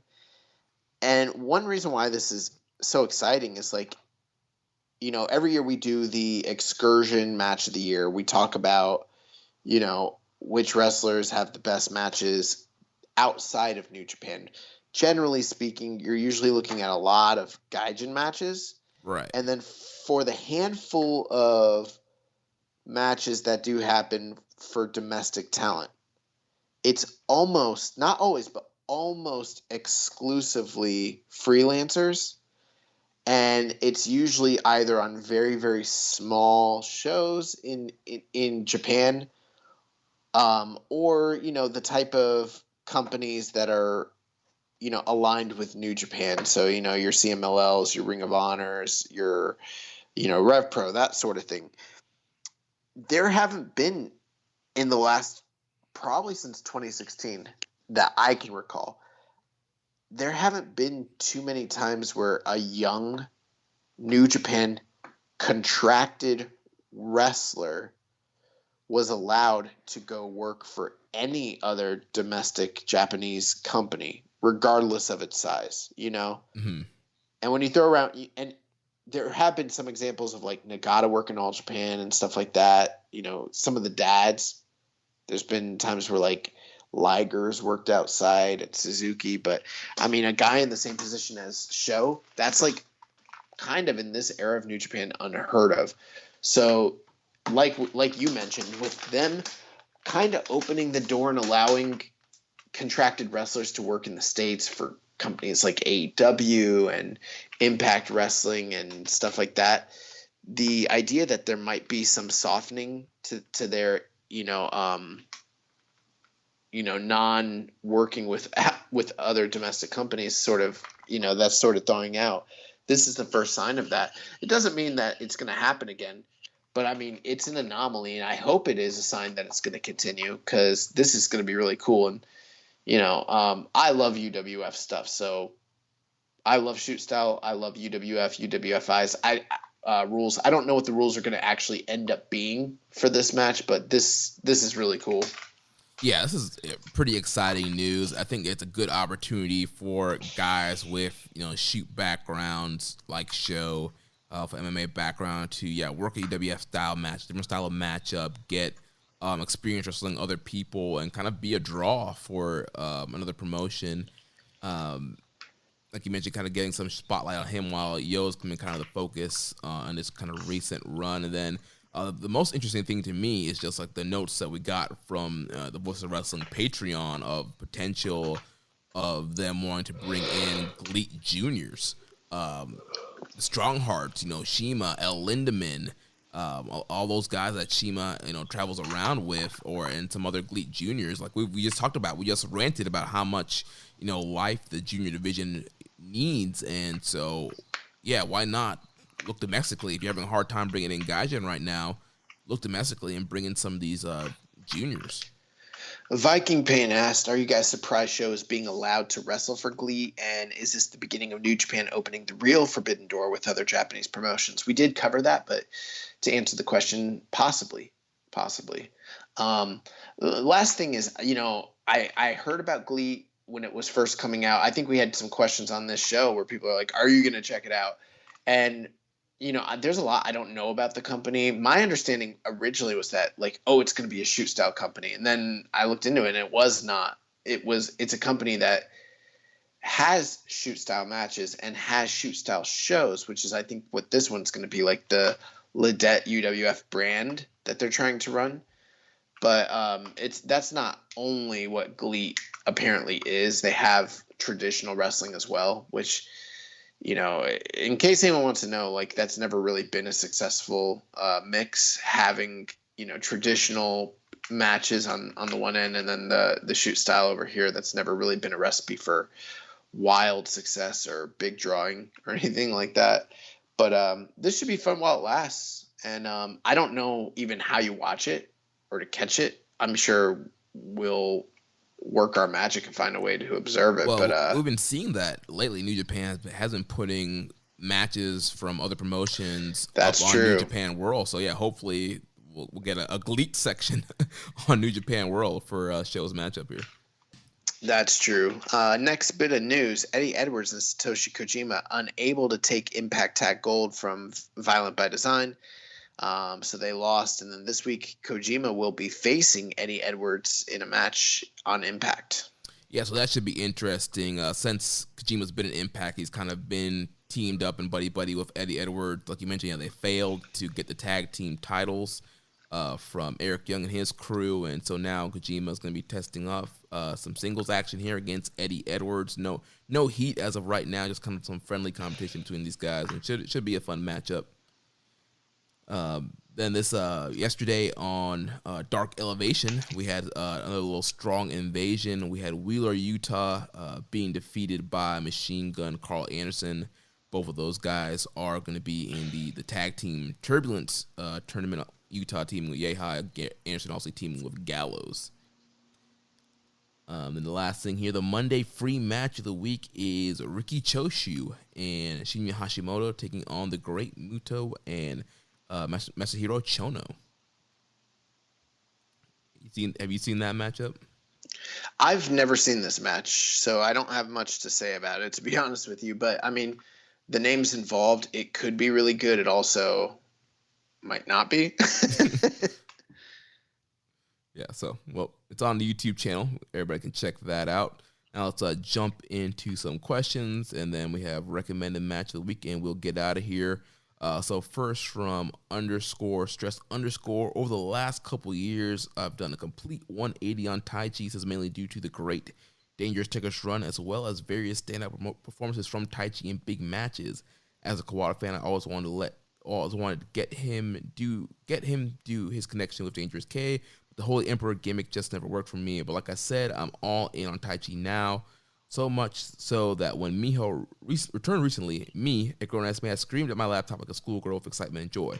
I guess my question is, what is the biggest 180 you guys have ever done on a wrestler, from hating them to being unabashed mark for everything they do?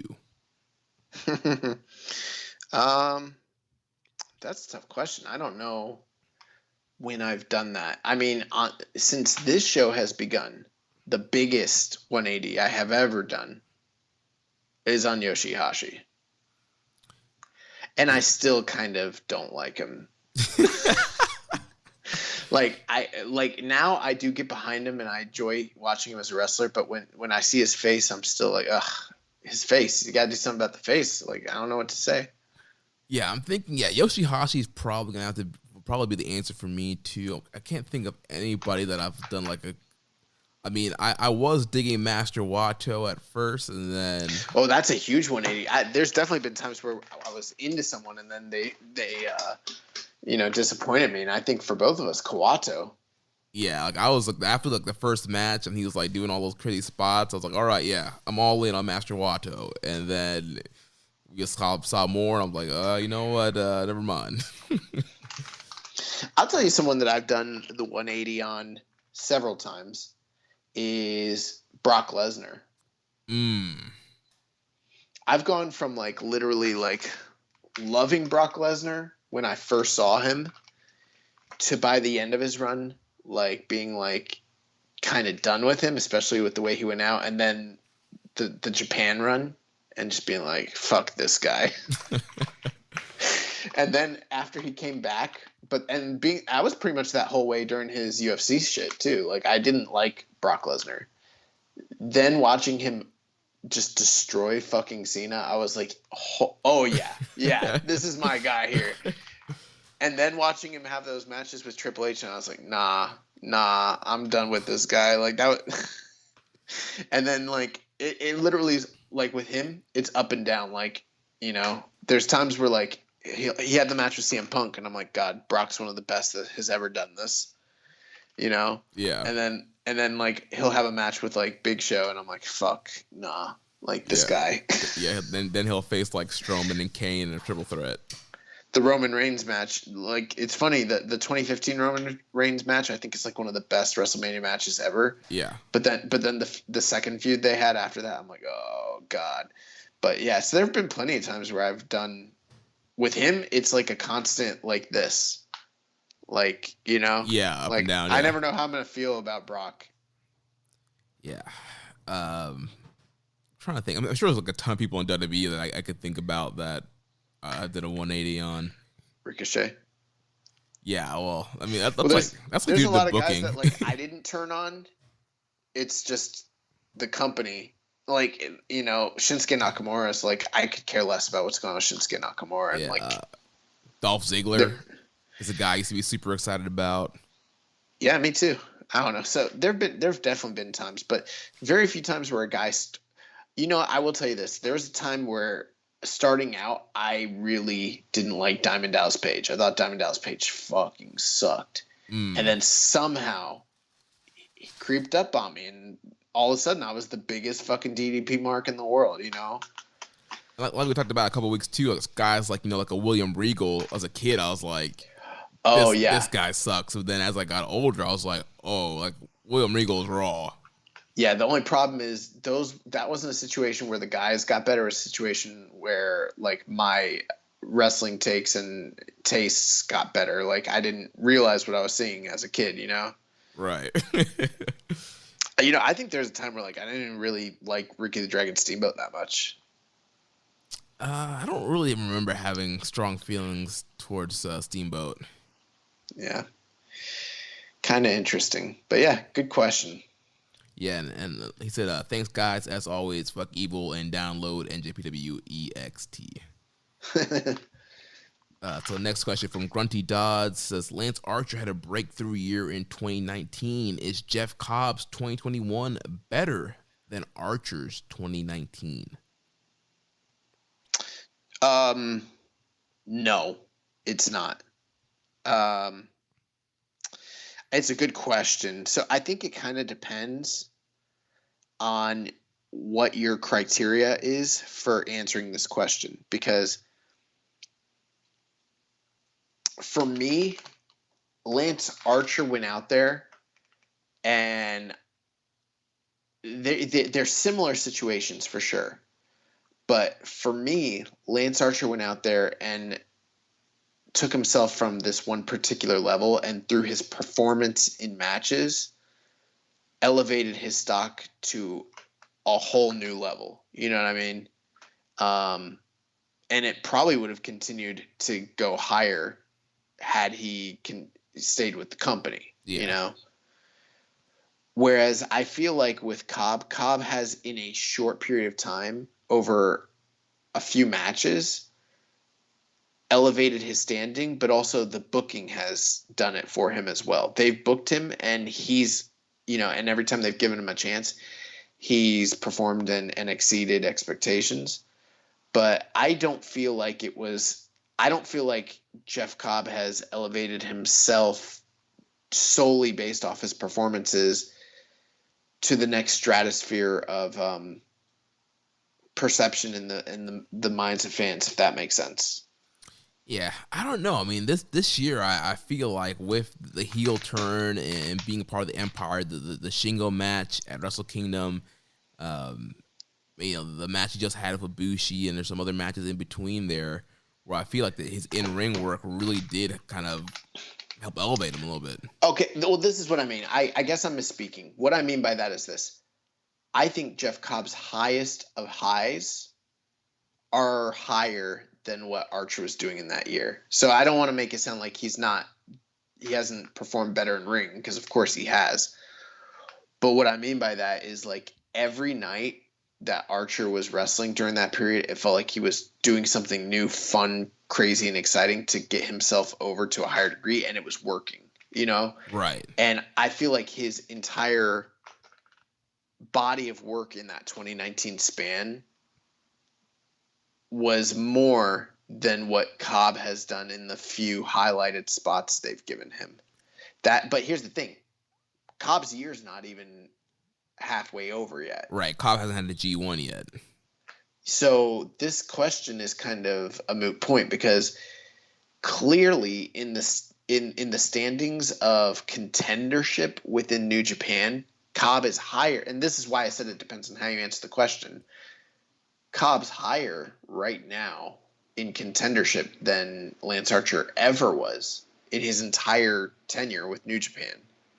So he's already been elevated to a level, booking-wise, that Archer never really even attained, Right. And he still has half a year to go and a G1. Plus there's a Dome show coming up. I'm sure he's going to have opportunities there. So, but when it's all said and done, Cobb is on a tear. So I wouldn't be surprised if at the end of it we say Cobb's the answer. But right now, looking at the G1 run and the U.S. title run that Archer had, I have to go with Archer. Right, and like you mentioned too, as far as like the booking, like the G1, like Archer was not really booked that strong in the G1. He didn't win a ton of matches, but like you mentioned, he went out there every night and got himself over. That's what I mean by it. And that's why, like, I feel like his breakthrough year was, like, he didn't even have groundwork laid for him going into 2019. You know what I mean? Right. Cobb sort of had groundwork laid for him going into 2021. He had momentum. Right, yeah. Because Archer was just kind of this, normal Zugen thing. Then Dayboy leaves, and then he has the New Japan Cup match with Ospreay. And then he has the G1 match with Ospreay, and then he was just, off running from there. Yep, 100%. Just a Little Bear 01 asked, if they were available for it, assuming it isn't already taped as well, how would you feel about Breezango in the Strong tag team situation? So recently released, we have Tyler Breeze, Fandango. I don't know. I personally wouldn't want them in the tag team turbulence or in the tag team division. I mean, they're good workers, but I don't know. I just don't think they really fit the New Japan style. Yeah, what is this, mid-2000s Ring of Honor? Get out of here. I just don't see them fitting in there. Personally, it's not like a team that I would be keen to see. Could it work out? Sure. We've seen it work out with Fred Rosser, so who knows? But as of right now, I'd say no. Yeah, especially if they're kind of going to use the kind of the Breezango fashion police gimmick. I think that would work better in like an Impact than like the New Japan Strong right now. Viking Payne asked us. He said, I heard Cyber Agent is doing a massive vaccination for all their promotions. Do you guys have any info that Bushiroad will be doing the same? And I did hear about this, but I was wondering about that. I was like, how is Cyber Agent? I mean, Cyber Agent's a bigger company, so who knows? But I was like, that would be crazy if they were able to get vaccinations. Bushiroad's not able to, or maybe willing to. I don't know. Right, and I wonder if it's just a thing of Bushiroad just not being maybe public about it, but I have not heard or seen anything about Bushiroad getting wrestlers vaccinated, so. Next thing, he said, kind of a sad and scary situation, but I heard Big Mike Elgin went missing a couple days ago. Any updates on that, and is he okay? From what I saw on Twitter, they did find Big Mike, and he appears to be okay. I don't know the full story. It was kind of a quick thing on Twitter. He was missing, and then I saw a follow-up that he was found. His friend that sent it out pretty much just alluded to and said that he'd been helping Mike with issues, and then they couldn't get in contact with him, and then later they could. So I don't want to speculate beyond that, but that's kind of the gist of the story. Yeah. Hawaiian Punch BV asks, with the most recent cuts in WWE, who would you like to see competing in New Japan and or Strong? Maybe someone like Tony Nese and Atora Huas. And before you answer, Jeremy, you already know I'm all about Atora Huas going to New Japan Strong. Yes, I know you are. And a guy like Huas, I mean, we've seen him on the Largo Loop. We've seen him on Evolve. Oh, that's someone that I did a whole 180 take on. Bro, I fucking hated Atora Huas because they made him work that PC style. Yeah. And I was like, why? Dude, he would come out there wearing a gi and a black belt and taped up hands and MMA gloves and a mouthpiece and then, club a guy in the back and do a snapmare right. and do a headlock takeover. And I'm like, what the fuck? Bro, you are a karate gimmick. You need to do some cool shit.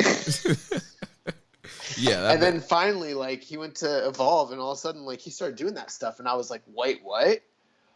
Oh, he's a badass. They just don't let him be one. Right, yeah. I think that Evolve run really helped him kind of spread his wings, and Gabe did a good job there. Just kind of let him work that shoot style. He had that rivalry with Anthony Henry.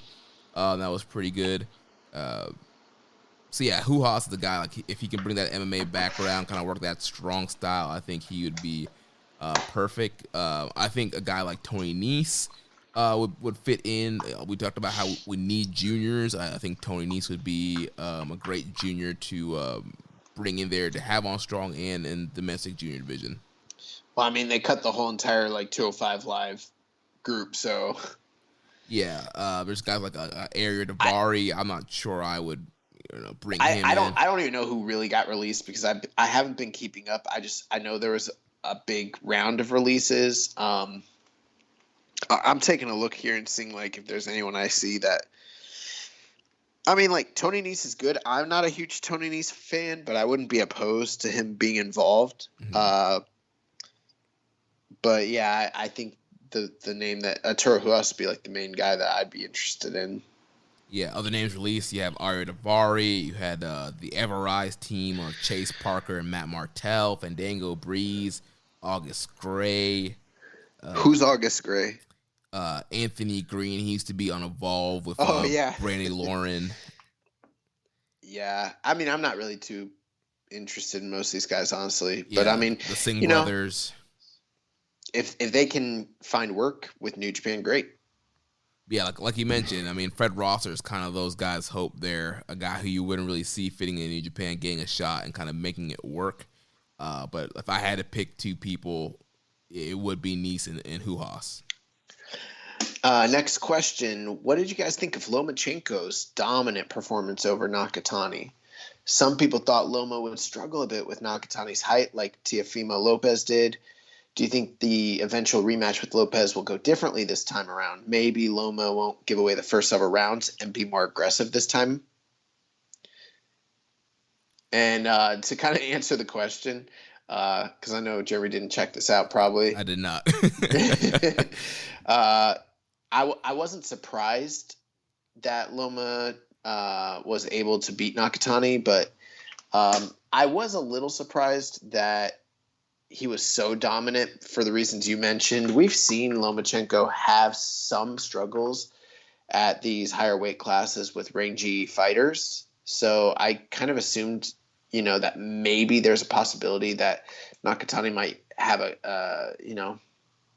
a first line of defense that might give him some trouble, but that wasn't really the case. And, Loma is super motivated. And if you want my honest opinion, I know Teofimo Lopez is the truth, but Lomachenko's my guy, has been since day one. And I think he's still the best, under 135 guy in the world. And that includes everybody. I think he's the best.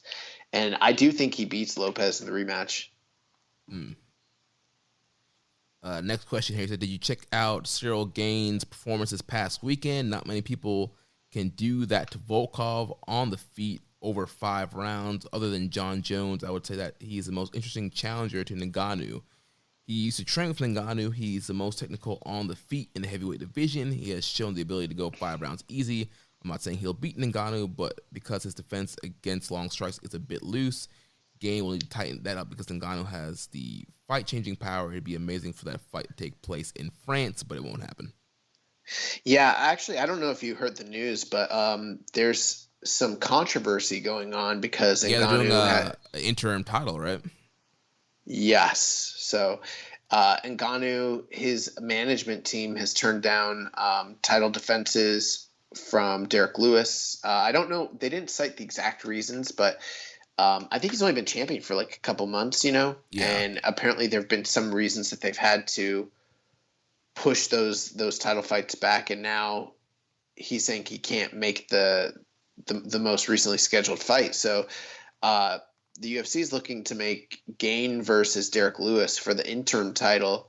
And then there was a bunch of back and forth, shit talking on social media between Ngannou's management team and Dana White. So, whatever that is. But that's what's happening next. Again, I still haven't really checked out Cyril Gain. I saw some of his highlights. Very impressive. Volkov is a super accomplished, rangy, strong, experienced striker in the heavyweight division, and it looks like Cyril Gain kind of just handled him, which I haven't seen anyone really do that to Volkov. So he's got to be the truth. And you look at his track record. I'm gonna keep an eye on him, but it looks like he's the next guy that's up on deck, and probably good for UFC because they've got someone other than John Jones that they can match up with Ngannou for the time being, and that kind of gives them some leverage. And I'm not saying I'm in favor of this, but I'm saying for them from a bargaining standpoint, gives them some leverage in these ongoing, controversial negotiations with John Jones. So yeah. Moving on to the last set of questions here from Dom Homie 101. First, he asks, bigger impact on pro wrestling in Japan, Giant Baba or Antonio Inoki? That is a really, really, really hard question to answer. That's really, really difficult to answer, to be honest with you. I would say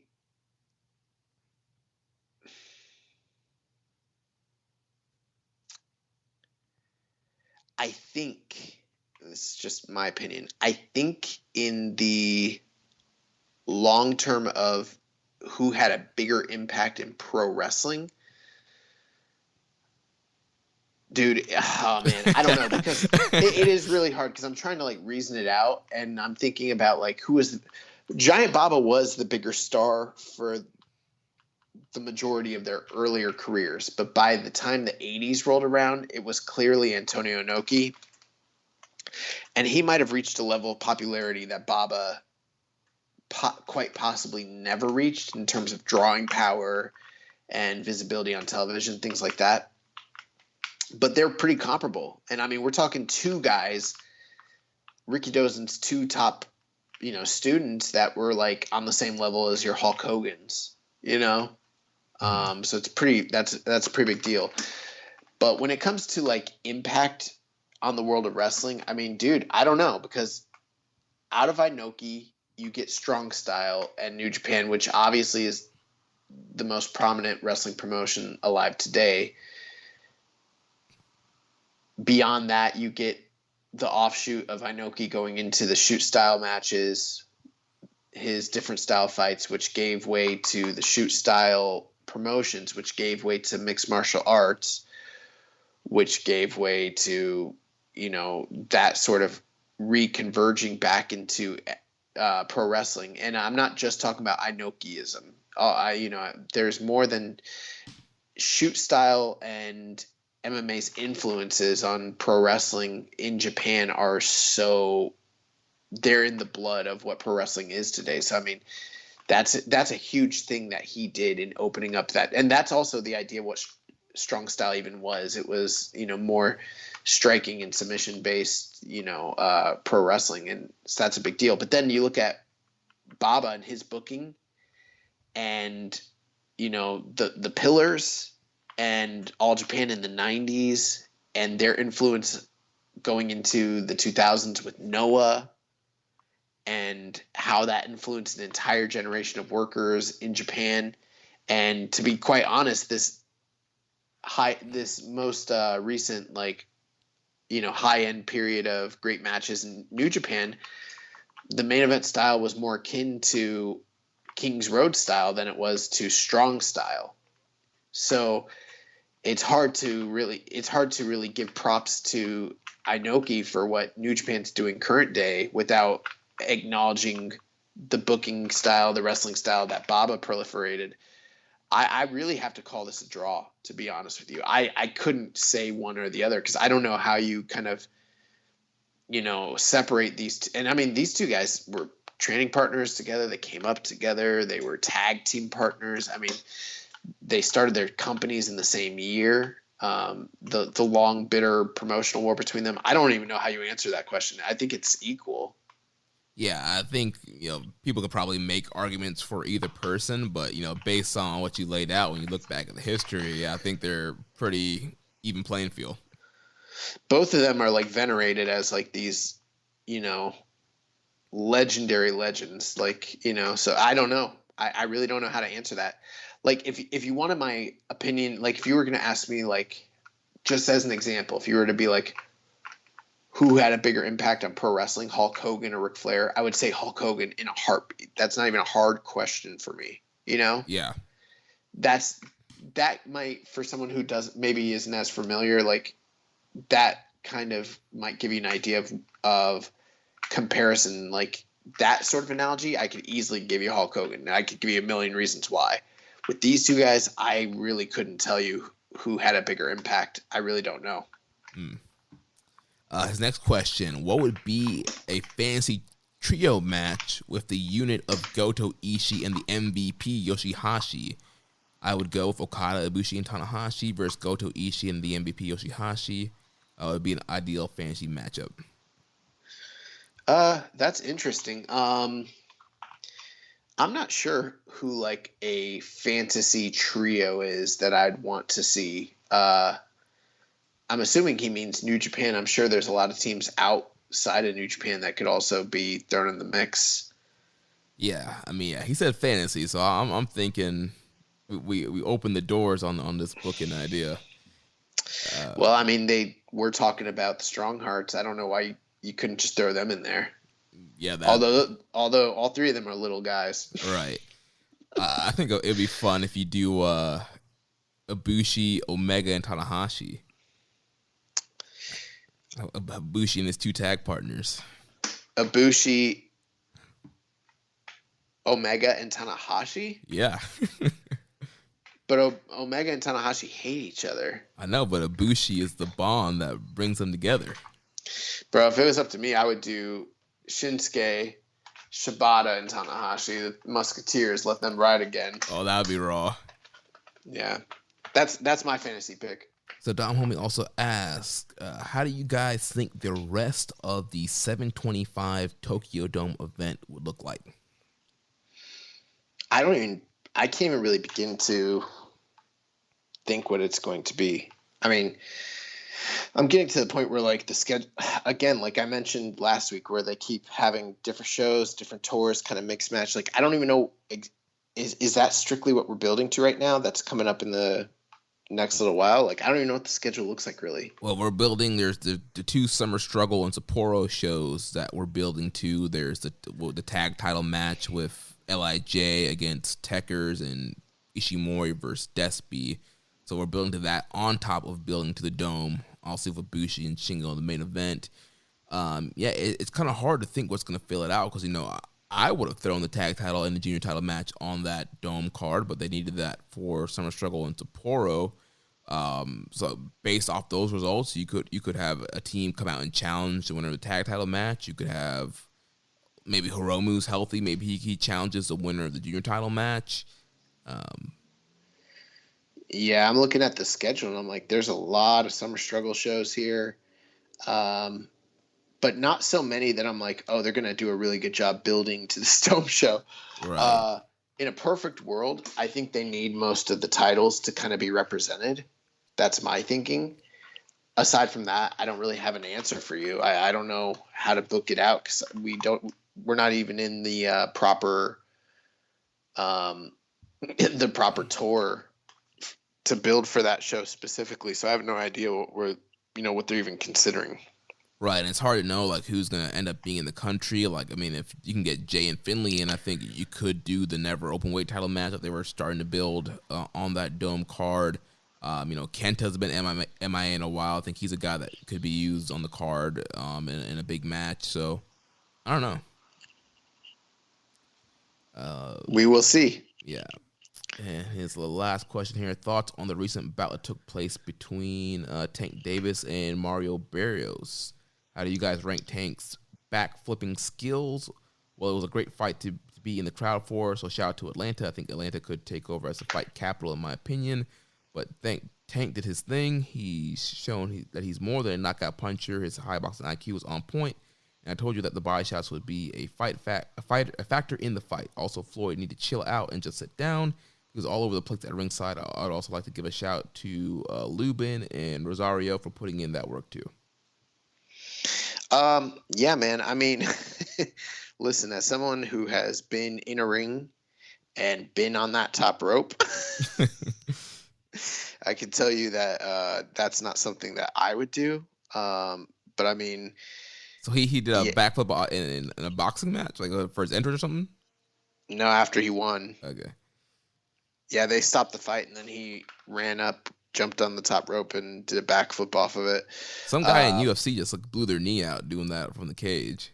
Dude, several people have hurt themselves celebrating by jumping off the cage. So, I don't think he should keep doing it. But, I mean, literally, it was like a perfect backflip, so it's kind of crazy. As far as, like, your call, you mentioned body shots being a big factor. Absolutely correct.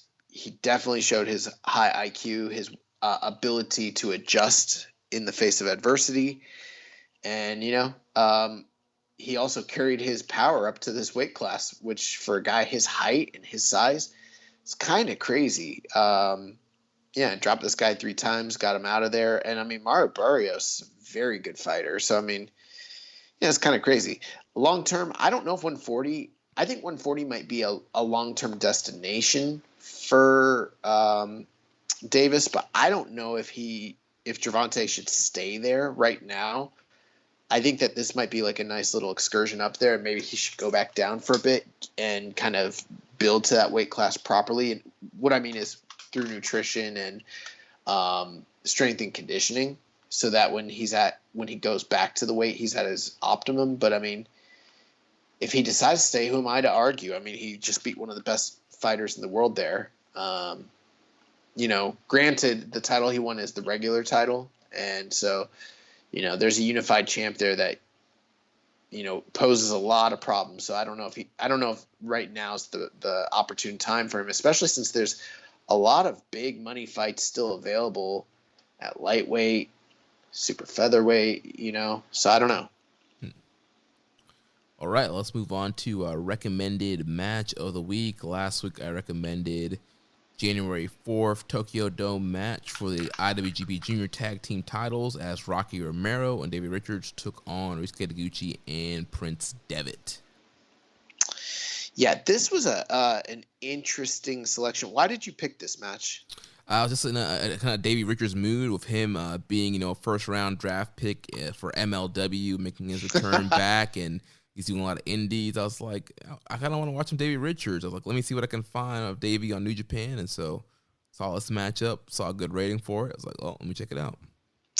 Yeah, it's got a decent rating. I actually believe that the previous match where Davey Richards and Rocky Romero won the titles is kind of considered the better match, but this match was fine. It was 12 minutes. Dave Meltzer gave it like 4 stars, which I think is kind of crazy. I didn't see it in that light at all, but I thought it was a hot opener for Wrestle Kingdom and kind of appropriate, very much in the same vein as like, the Bucks versus, Roppongi Vice, that sort of kind of vibe. But I mean, you had Davey Richards here, he's doing his shit, getting his kicks in, hitting people hard. Rocky's flipping, doing his shit, diving. Prince Devitt, everyone would just this is kind of like a by the numbers opening tag match. It needed to be not too hot so that it burned people out, but not, too light to where, it set a bad tone. They got a lot of heat on Taguchi. Devitt went crazy, with, all his dives and stomps and everything like that once he got the hot tag. The crowd did not seem to be that into this match initially. I don't think that at this point, like, Rocky and Davey had really gotten, like, over with the crowd, but you could tell Apollo Gogo is very over with the crowd. Once Devitt's running wild, the crowd really gets into it. But all in all, I would call this a nice little junior tag match, but nothing like that I would rewatch. It goes about 13 minutes, so it's an easy watch. But I don't know, I'd probably go like 3.5 on it. Okay. Yeah, I could see the 4-star. I'm maybe like 3.75, 4 stars. I don't know. It's a really fast pace. They went very fast. This is probably of the matches that they had is the fastest pace match they had. Yeah, like right off the dive, like literally right off the bell ring, and so yeah, it's some good stuff. No, it's a good match. It's a really good opener. Like they didn't, like I mentioned, they didn't burn out the crowd by, going out there and having a 5-star classic, something that people couldn't follow. And they definitely didn't go at a slow pace to where, it would have lulled, the rest of the card. Right. I thought that they went out there and did exactly what they're capable of. Do I think that they're capable of having a better match? Yes, and they proved it the previous encounter. But yeah, for this one, I just didn't think there was enough time or enough emotion for me to go much higher on it, especially with the lack of crowd response was the main thing for me. Even a lot of those dives, like I feel like a modern crowd, like we would like freak out for it, but that crowd was kind of silent, Yeah. Cool. But yeah, still worth checking out. I wouldn't tell anyone listening not to watch it or anything like that. I think that series is one that is kind of forgotten and people should check out. Nice. So what you got for us for this week? I have the first ever 1970s recommendation for you. And it's one that when you hear it, you're going to think, damn, I don't want to watch this. But I'm telling you, I'm staking my entire reputation on it that this match rocks. All right. And it's kind of funny because considering the names involved, it's a little bit of a hidden gem. And what I mean by that is like when you go online, you're not going to see there's no cage match ratings for it. there's maybe 1 or 2 reviews, and both of them are like, holy shit, this was a lot better than I thought it was going to be. But this is 1975. It is from October 9th as the NWF champion, Antonio Inoki, defends the title against Lou Thez.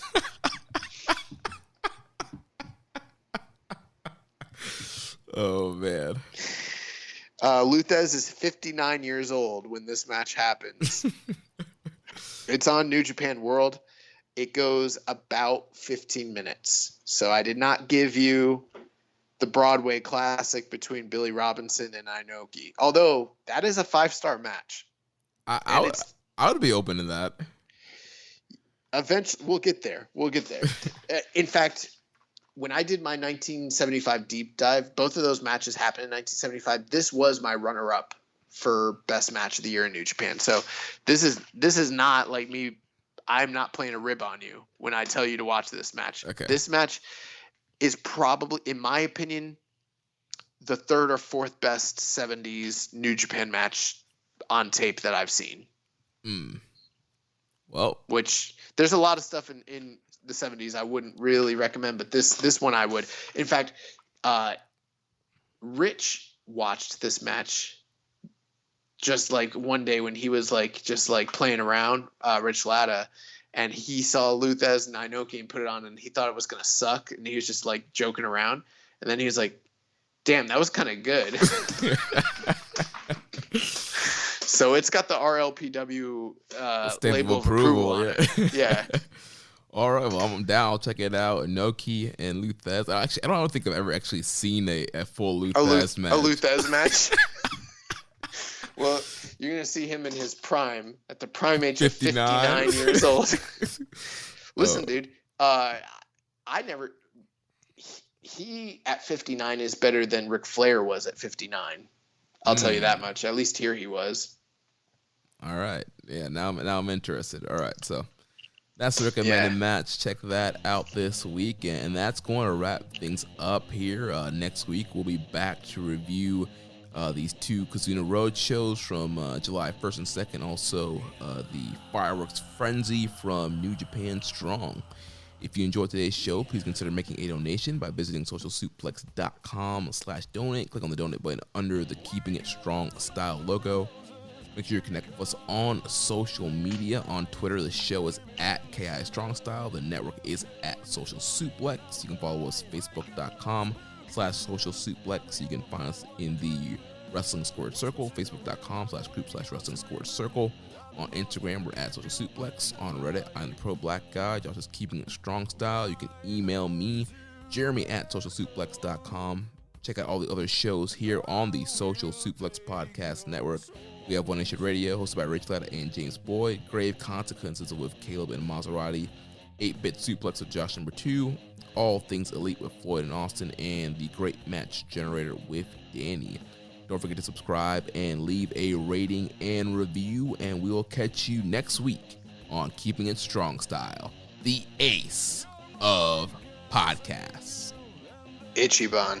Thank you for listening to Keepin' It Strong Style. We'll see you next time.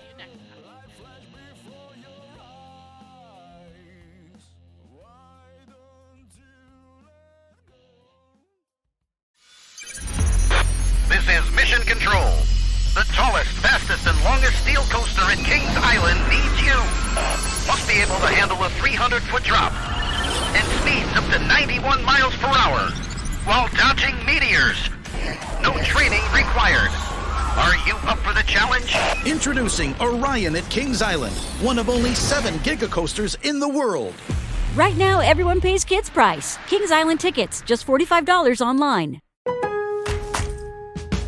From the weekend warriors to the renovation dreamers, Lowe's has you covered. We know you take pride in every project you take on. We share that pride, so we're celebrating with Craftsman Days. Tackle your yard with outdoor power equipment, fix that sink with hand tools and flashlights, and tinker under the hood with mechanics tool sets. Whatever your next project is, you'll find what you need during Craftsman Days. Shop online or in-store at Lowe's. Home to any budget, home to any possibility. While supplies last, U.S. only.